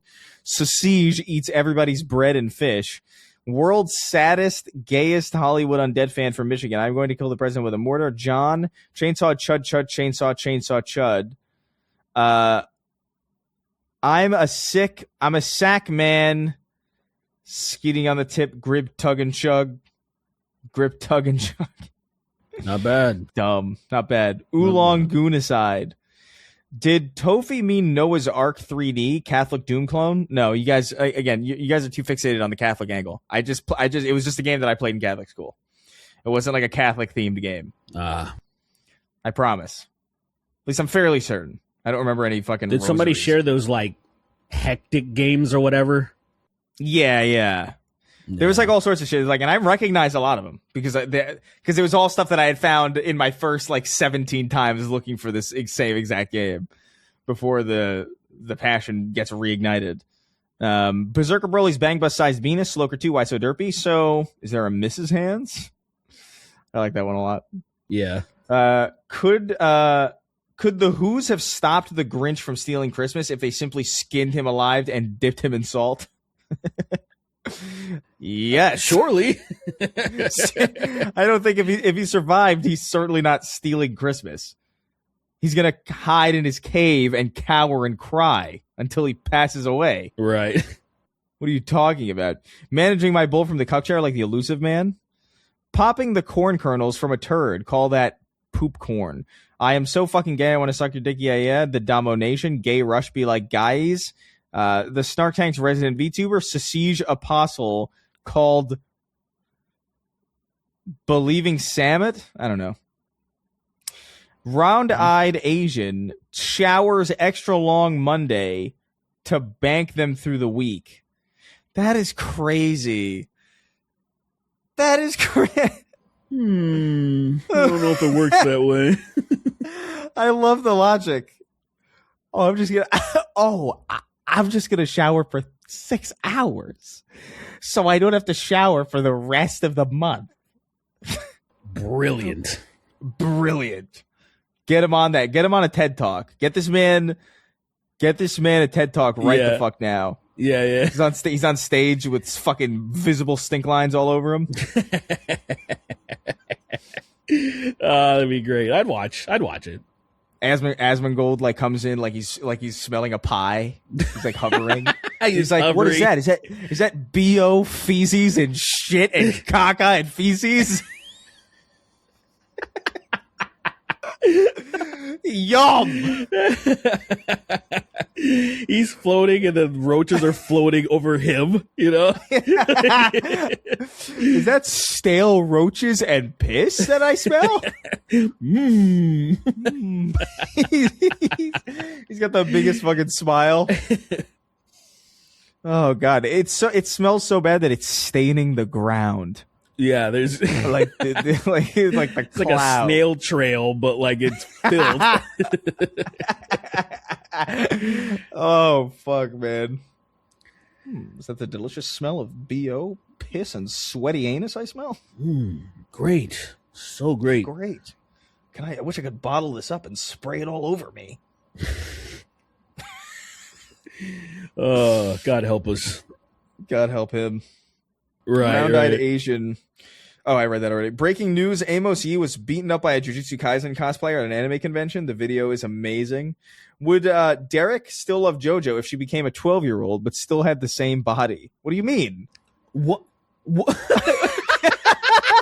do you mean? Like she's mentally 12 and she's got like the body of like a 30-year-old? So it's like one of those movies, like, but like in reverse, because you know how they have like the Freaky Friday, or you know how like somebody older, 17 again, all those type of movies. Yeah. But this is like, oh, you're a kid inside the adult body or whatever. So she that sucks. But that still sucks. But it's just her. But it's her brain reverting to 12, I guess. To 12, which again, like, I would argue that it's. So I think in both ways, socially and just morally, it's not as bad as the other scenario.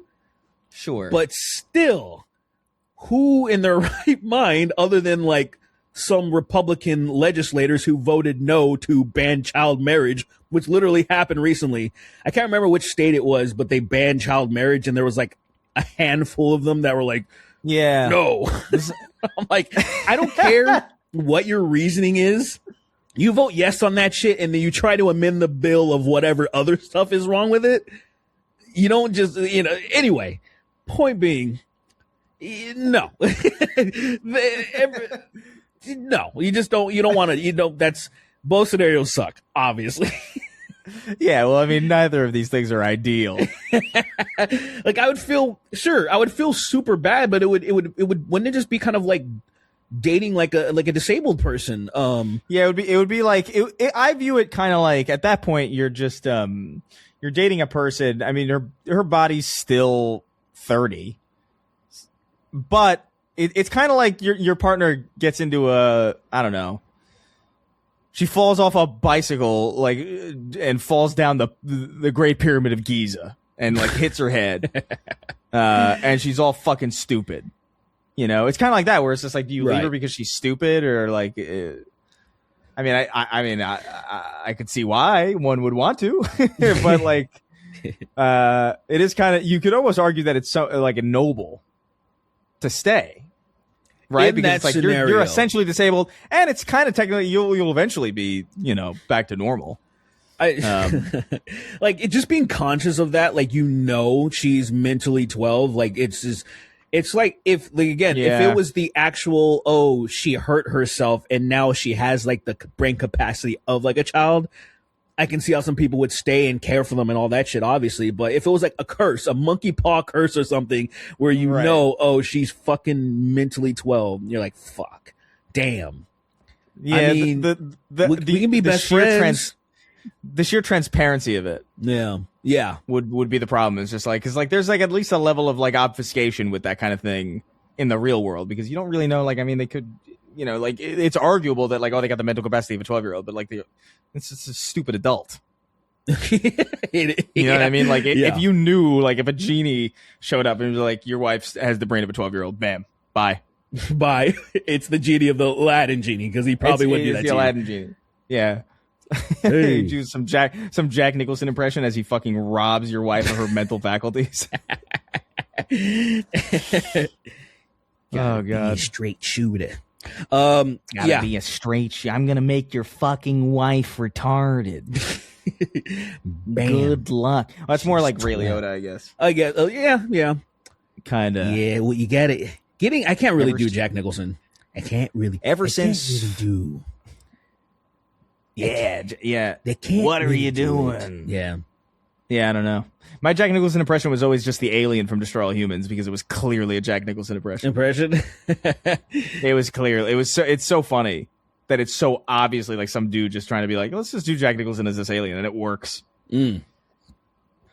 What are you doing? You're gay. You're gay. I've never practiced that. I kind of want to like try to get into Jack Nicholson. Yeah. Would Derek? I read that already. Superman framing people for crimes with his speed. I would do it. Oh yeah. Is this supposed to be Billy Butcher from The Boys? It's written this way, by the way. All right. Harry Potter and a bottle of water. Harry Potter and a bottle of water. Not bad.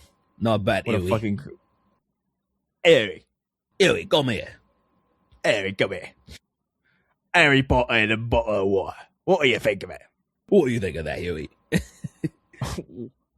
What? Queen of Fap Hazard, Dutch synchronizer, a bunch of queers. Arthur, no, you can't say that, Dutch. They're going. Bald, blue-eyed German man waiting for the Expedition 33 movie with Sweeney as Lune flying around the screen. Yowie Lowenthal. Chris canonizing the love between Jesus and Judas. Snark Tank's honorary leftist. Some black Asian guy with a lazy eye. Thugzilla versus I saw that. Gigapimp.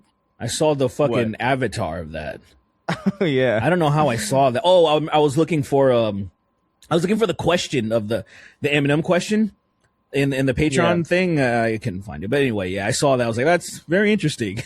That avatar is crazy. Thugzilla versus Gigapimp, Snow Bunny Slaughterfest, Swing Set 4 GTA glitch. Would Popeye win against lore accurate Superman? No. Popeye, he's just kind of strong. I mean, he's got Toon Force, arguably, kind of, but like not really. He's pretty strong, but I've never seen him like pick up a fucking building or something. Right. Like I just think it's they're a little different in echelons. APAC. Thanks, APAC, for the money. Emilio, the chosen one. This way up, V, sticking my dick in the suckerfish pool at SeaWorld. All the small things like my penis. Chris, Derek, and Sweeney, I have a quick philosophical thought experiment. Would you kill one person to ensure the deaths of 8 people? Yes. Sween shoots scolding hot loads into Chris's mouth. Canola Joe. Crazy. Guys so right wing, his Tourette's are woke. I like that a lot. That's funny. I like that a lot. What did that even... DEI! Right. I miss Obama. I miss Obama. Trans rights. Fuck. I'm sorry. I didn't mean that. I didn't mean that. Fuck. Damn it. What a nightmare. Got gay actor Rosebud Delicious, gay LeBron, sorry I can't, I had a burrito. I just want you to know I have found a reason for me. Oh, and I just God. I just want you to know, yeah.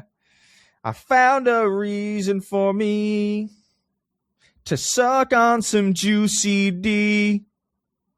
A reason to blow a few dudes. And the reason is I cuts out. Venezuela, watching a Heath taco from a Japanese belle. Gids, Kingston looks like he dines in at Arby's. Oi, Yui, they done put your mate in some kind of a fucking tournament. Nice. Who wins, current day Sweeney or Derek's brother? What the fuck? Because of the stories about like him being bashed against the wall. Oh right, and the one that you were telling. Yeah. I think my brother's vicious. He'll kill anyone, I think. Yeah. He'll just find a way. Kingston's not standing a chance, especially now with his fucked up legs. Yeah, right. Yeah, he's going. Yeah, he's done. He's got to wheel around now. Yeah. It's over. What if I got a wheelchair for the bit? Oh, that'd be good. Who watch him suck some cock, gay cum stain, penis sweat, yeah, meat down me neck, penis sweat, yeah, golly, it's so wet, suck the rest. What is that? I don't recognize it.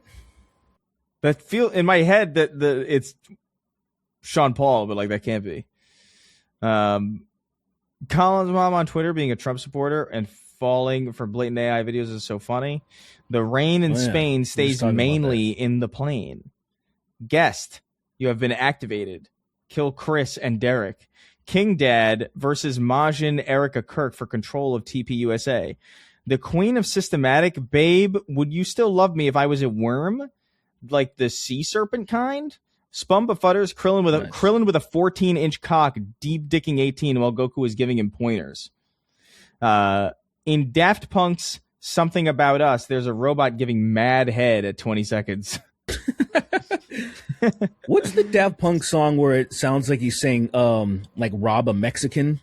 Have you heard that? Oh.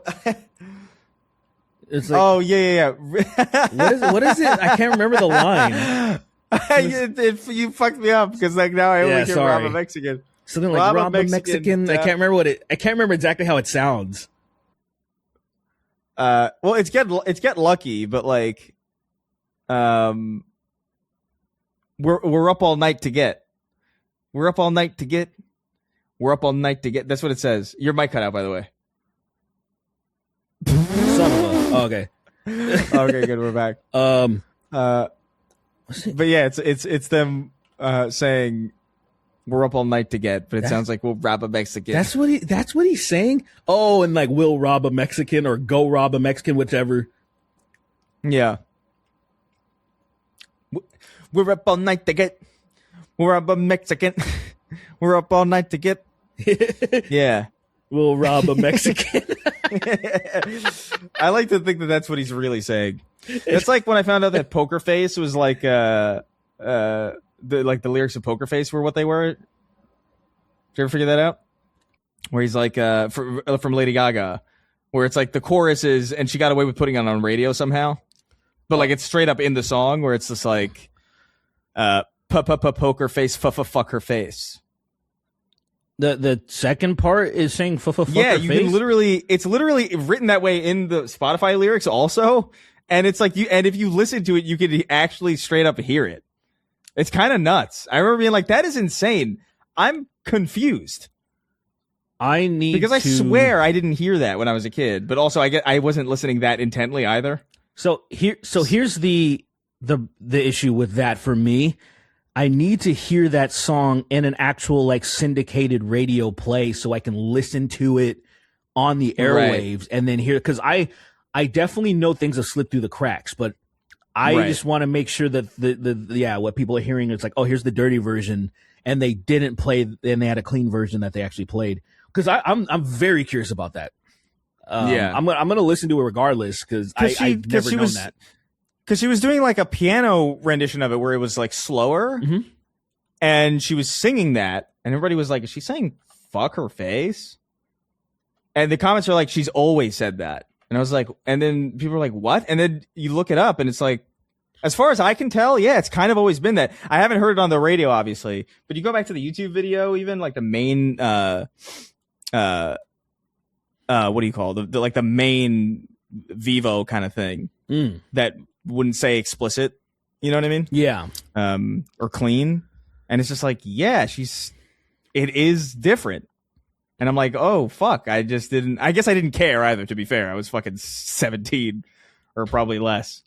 But, I gotta say though, I kind of don't, that kind of makes the song a little cheaper for me because it's like the poker face analogy was that's the point, like that's the cute thing, and then just straight up saying fuck her face is like, well, what's the point of even saying poker face? You just you said it, so that's interesting. But like sneaking it in like that is cool. If I definitely want to hear it when we're done. But sometimes I like the clean stuff more than the actual raunchy shit. Like I think about Juvenile, the song "Back That Ass Up," but like back that thing up. The clean version, it just sounds better. Girl, you look good when you back the thing up. When the back that ass up doesn't sound as good. Anyway, I know it's like it's the same way I feel about the Black Eyed Peas when they say, "Let's get down syndrome in here, let's get down syndrome in let's get down," like that. I thought that was so tasteless. I have a very vivid memory of the first time I heard the real version, when my mom burnt that CD for me, and I was in my room listening to it, and I was like, "What is happening?" I was. It's one of those things where it didn't feel real because you're like, "What? Could you even?" And then it's like, okay, finding out that like, oh, people use this as a party term. Let's get fucking retarded in here. And I'm like, oh, I just learned something new. It's so funny. Dude, that reminds me of like when I was a kid. I was like, must have been like 2004, maybe 2003. And like me and my friend Malik were in his living room or his dining room or something. We were listening to like a Weird Al album had just come out or something. Or like there was, and it was like, there was a parody of 1 Week by the Bare Naked Ladies, and it was about like I think not Howard Stern. What the fuck was that trash TV? Jerry Springer. Oh, or Maury or like shit like that. Mm-hmm. And we were listening to it, and it's fucking Weird Al in the 2000s. Like anybody like I feel like adults in the 2000s who were already kind of well aware of who that was. Sure. And understood that it wasn't like violent or like offensive. But like that song came on and it was like, I think one of the lyrics is like, there was one guy who I'm sure felt a little strange when he found out that his wife had a sex change. And like his mom was like, no, shut that off. And we were like, what? This is Weird Al Yankovic. What the hell? Shut that off. Shut that off. You Shut can't that be trash off. It's like that's sex changes. I remember that so vividly because I was just like, what the hell is this? We're watching South Park at night. Like, what are you talking about? Yeah. I don't know. That's wild, weird stuff. Man. I've definitely ran into parent stuff like that from other people. Even like Slipknot has a acoustic song that came out on their 2004 album. And then like mom comes in the room, my friend's room. He's like, what is that? He's like, oh, it's Slipknot. She's like, turn off that devil shit or whatever. She says something like that in Spanish. And they're like, are your ears broken? It was kind of like are you not hearing this nice, beautiful fucking song? I just thought it was so funny. Like it's associated with Slipknot, it's immediately fucked up. I know. I love the idea of like maybe somebody running in and saying that to something like Michael Bublé or something. Yeah. Like someone's like just like lounge, like soft lounge. He's like, turn that devil music off. Worship Satan. No, some shit. I'm worshiping the devil. Satan, Satan, Satan. There's something Beelzebub. To that. That's not a bad idea at all, actually. Making like some fucking black, like a song, the black metal lyrics, but it's just a complete lounge song. I like that. Baphomet, you're my hero. Care about your kids, zero. I don't care. I hate Jesus Christ. Oh man, I love that. That sounds so fun. Sacrifice every goat. I don't know. And that's it. Who gives a shit? That's it. Guru Supreme. Babe, would you still love me if I was a 12-year-old? Our servant and condemner. Our servant and condemner, Susej. Just like servant and condemner? Condemner is not a word, I think. It looks really fucking wrong written here. Yeah, I guess it will. Yeah, that can't be condemner. It just looks so wrong. It says condemner? Well, yeah. Oh, because of how the ends our Lord and Savior. At the end of it, I see. Yeah, I guess you can be one that condemns. I mean, I figured that's what it actually. I just didn't know it was an actual word, but yeah, according to dictionary, it is. That's crazy. Goon Devil, the man without cum. I really love the idea of a satanic Michael Bublé song. I'm really tickled by it. That's very. I actually would love to make a song like that. Yeah, if I had that voice, I would be really. That's such a specific register to sing in. That's like deceptively difficult, and I just can't. I just don't have it. I don't know how to do it. I don't get it. I think you're selling yourself short. I think you can do it, and I think you need to. Faggot. Like I don't know what I don't know what I would say. Batty boy. Faggot. I don't know what Michael Bublé sings about. I feel like he only sings about Christmas or great. Something. That's great. Vote for Donald Trump. Yeah. I'm gonna find like a royalty-free lounge music and they just fucking cut a track over it. we should just do that. Yeah. Batty Boy Wonderland, Booty Wonderland, Earth, Wind, and Dick. I find bromance when I start to dance. Booty Wonderland. Hey, dance, Booty Wonderland. Batty Boy became Batty Man. Yeah, Shu. Hassan's the biggest problem right now. Smitchy enjoying. I forgot to watch that video. Oh yeah. Smitchy enjoying his. Smitchy enjoying his panini. Mr. Jimmy Jam. They killed Jeeves. No. Stuffed my dick on the coffee table. Oolong Goonacide. Loki. I've been burdened with the glorious penis. Purposely running over butterflies when mowing. Randy Fine is the reason Oreos have ridges. Wait, what? What does that mean? What do you say? Randy Fine. So that's like that very pro-Israel Congress guy. Is the reason Oreos have ridges. I'm a little. I feel like this is like really anti-Semitic, but I don't know how, and I want to appreciate it. Yeah, it's a big tweet.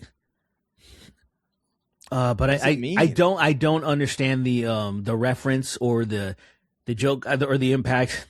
I'll look. Like I understand that ridges on anything is for gripping. Like I understand that. Like it's made so it's like it doesn't slide out of your fucking hands. It's like so you can grab onto something. It's like the same thing as like tires on a tread or tread on a tire. But like I don't know if I'm getting the Randy Fine connection. Yeah, unfortunately I'm not quippy enough for this one. Is it because he's like even if I'm thinking of like, oh, maybe he's a lizard person, it's like, well, they got sticky fingers. I think I'm just not understanding. I'm just not understanding. There's something. Let me see. No, I don't get it. Oh, okay. It is. I see. I think they're just replacing Oreos with coins with Oreos. I think that's what's happening right here. That's crazy. I think I'm actually just not. I'm just not racist enough to get it. Yeah, I just genuinely, I didn't even consider that. Like, not even close. You could have given me probably like a year straight to figure it out, and I probably would not have come to that conclusion. Right. If I was just like, not me like looking it up for a year, just me sitting here in an empty room trying to figure out what it fucking meant. I don't know if I would have arrived there. Makar, some bitch shitted up my back. Definitely not me. Star Coffee, Kananga's death in Live and Let Die, but it's Sweeney. I get all my news exclusively from the Snark Tank. You should. Those new Star Fox designs are extremely fuckable. Are they? I feel like they look really gangly and fucked. I haven't seen them. Star Fox has like an incel chin. What?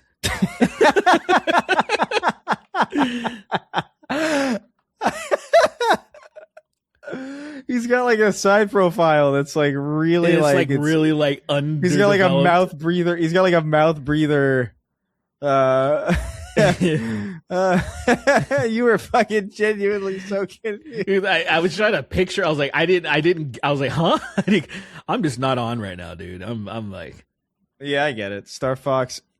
Okay, so I googled Star Fox incel profile and it didn't work. Oh, but so this is like the game, the new game, the one on the Switch 2. Yeah, looks like Star Fox. Yeah, I don't really. They look. I never cared that much about Star Fox, though. To be fair, neither did I. Rest in peace, Tom Kane. Oh, that's right, Tom Kane died. voice actor. He played. He was the voice of a lot of like. He did a lot of announcing for shows. Like he did a lot of narration, but like I remember him as the professor from the Powerpuff Girls. He played so many fucking characters, and I remember that his voice being like really distinct when I was growing up. I remember I'd always be like, I like that guy's voice. Yeah.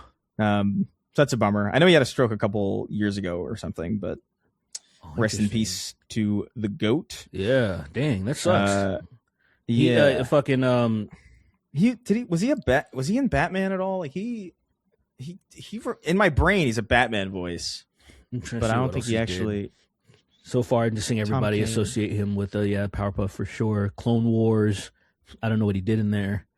Not seeing Yoda in Clone Wars. Oh, okay. Wild Thornberries, what the hell is he in? Oh yeah, he was the monkey.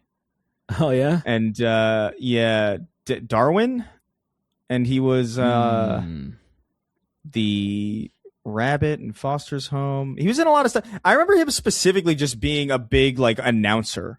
Like he was like he would be a lot. It was he was in Batman Arkham Asylum as well. Oh, I see. He played, I think, who did he play? Oh my God, Tom Kane, Arkham. I think he played the Caninator. He voiced Commissioner Gordon in the. Did he? Yeah. God, he's got such a great voice. But I remember him coming to Disney DVD. Like he did that kind of thing. Yeah, I love Professor Utonium. So yeah, rip. Yeah, he's great. Rip. It was all fucking Moju Joju's fault. God damn it. President with a mortar. Craig the Canadian, King in the North. 102% African descent with 2% margin of error. It's your boy Shawnee D, the court jester of haphazard. At Grok is this true big Sweenard toucher. Haon drowns one half of every animal on Earth. Half of every animal on Earth. Game of the Year guy just beat Last of Us. Moving on to Red Dead Redemption. How can anyone laugh at the Challenger exploding? In 6th grade, I got in trouble for laughing at footage of the Challenger exploding. Drip MH, Lord of Colin doubling down. Gay Popeyes be like, love that penis from black guys. Nice. Dick so dirty they call me Richard Nixon. Colin Moriarty's a self-proclaimed Zionist, by the way. Put the piss in the batty butt and shake them both up. Worst game of the year guy, starting with Custer's Revenge for the Atari 2600. What are y'all thinking about the Amazing Digital Circus? I haven't seen all of it yet, but we appreciate Gooseworks. We know they're a fan of the show. Right. They've commented a couple times. Right. Rocky 3. What? Rocky 3, but he is trying to molest Apollo Creed the entire time. My mom loves guys cum and anal sex.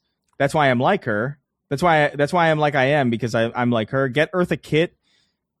Be like, I want to be evil.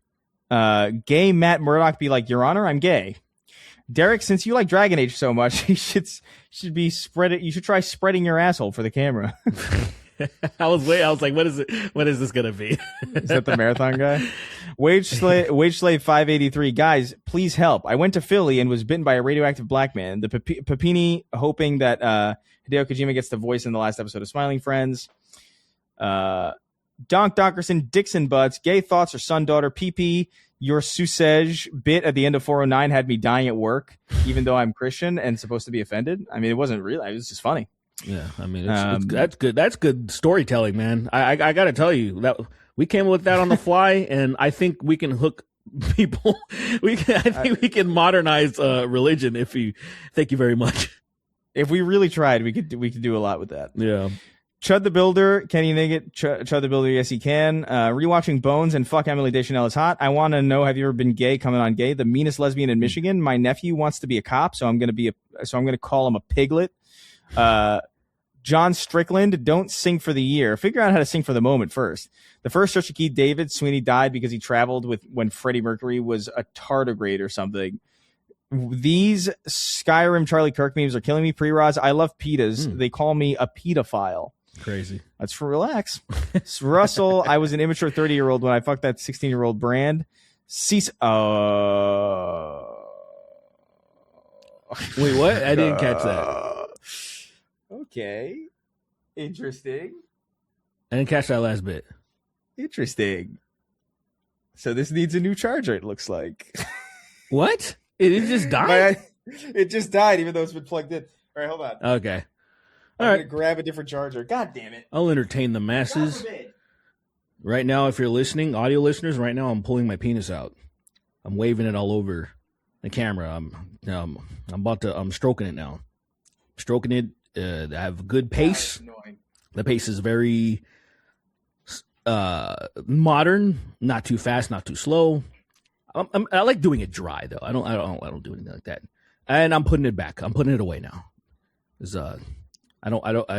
We were alone for a bit. What were you doing?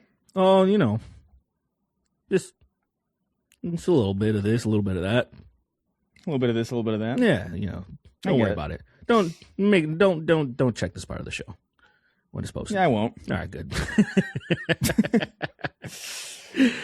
The credits are like, honestly, like it's like the one thing I don't look for clips in. Oh yeah. Not because there aren't clips, but just because like I feel like if there are good clips in the credits, people timestamp them. Yeah. You know what I mean? Yeah. All right, it's like the Apple logo showing up. Was that like bro.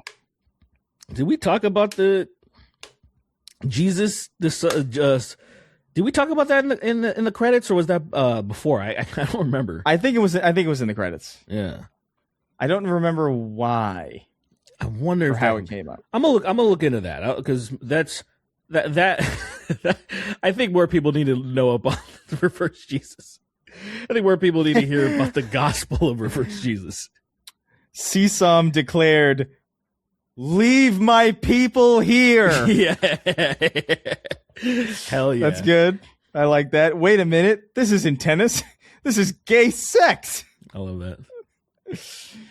Special Agent Jack U. Hoff, gay activities unit. Very cool. Dumb. Nuking Imagine Dragons while they play Radioactive. That's poetic justice right there. That's amazing. That if only such a thing could happen. Monkey Monk's Monkey Monastery. Don't call it a comeback. I never stopped coming. Young Sweeney shouting fire in a theater is a joke, only for the fire to be set on his pants. Your girl gags by its size. Your girl gags by its size. Mine gags by its smell. We are not the same. We are not the same. That's a great fucking image. Yeah. Who's the guy they use for that? Usually, what's his name? Gus Frigg. What's his name? Not the same. Yeah, it is right. Yeah. Giancarlo Esposito. Thank you. Yeah, which that's a great. Yeah, I had to look that up, and I was like, that's not even It's another one of those things where he never said that, and I was like. Because I was the quote. Yeah, no, we are not the same. That's not a Breaking Bad quote at all. I thought maybe he said it when he was promoting Far Cry 6. I was like, maybe. That's what I assumed. It's just nothing. I was just like, they just attributed to him. I love when that happens. Well, it's also that one of him being gay, right? Yeah. Like, have you guys ever had gay sex or whatever? LMAO. You ever think about? I forgot what it is. Yeah. How did I forget it? It was something like that. It was close enough. An excellent argument. Unfortunately for you, I am the roadside tree to your DUI. Lily, happening to remember a really funny joke as Kingston proposes. 360 pounds and jumping in the elevator to scare strangers. That's crazy. If I was a fat man, I would do that though. That'd be good. Yeah, I would absolutely I would get in elevators. I would spend my whole day in elevators. Your whole day, okay. I would spend my whole day, and then I would just jump real hard when people got in. Yeah. Kingston counting unsucked dicks to go to sleep. One, two. Unsucked. 500. How does that look visually? What is an unsucked dick like? What was just a dry dick? Yeah, I guess it's a dry dick and a sad guy, a guy looking very sad. Chim Pool. Ooh. Interesting. I like that a lot, actually. Chim Pool. Chim Pool. Like a little Pool. chimpanzee I like with it. a beanie on. Ooh, not bad. Yeah. Not bad. The brainworm piloting the idiot-shaped flesh mech. Pod roaches, mid-cells, ring light intellectuals. Derek rapidly losing all his melanin and showing up to the podcast as an albino just to haunt Sweeney in the Skinlands. Why not? Let's do it. Sorry, Miss Jackson. Ethereum has the pass because he took Colossus's hard ass. Progerian Hunter officially has a daughter. Congrats. Frying bacon with my shirt off. And we are live. Nafram. And rounding out our list as always. You know who it is. It's the King of Haphazard. Let's We'll go. see how much of this episode we manage to get. We'll catch you next time. Sweeney will be back in the next episode. He's fucking better.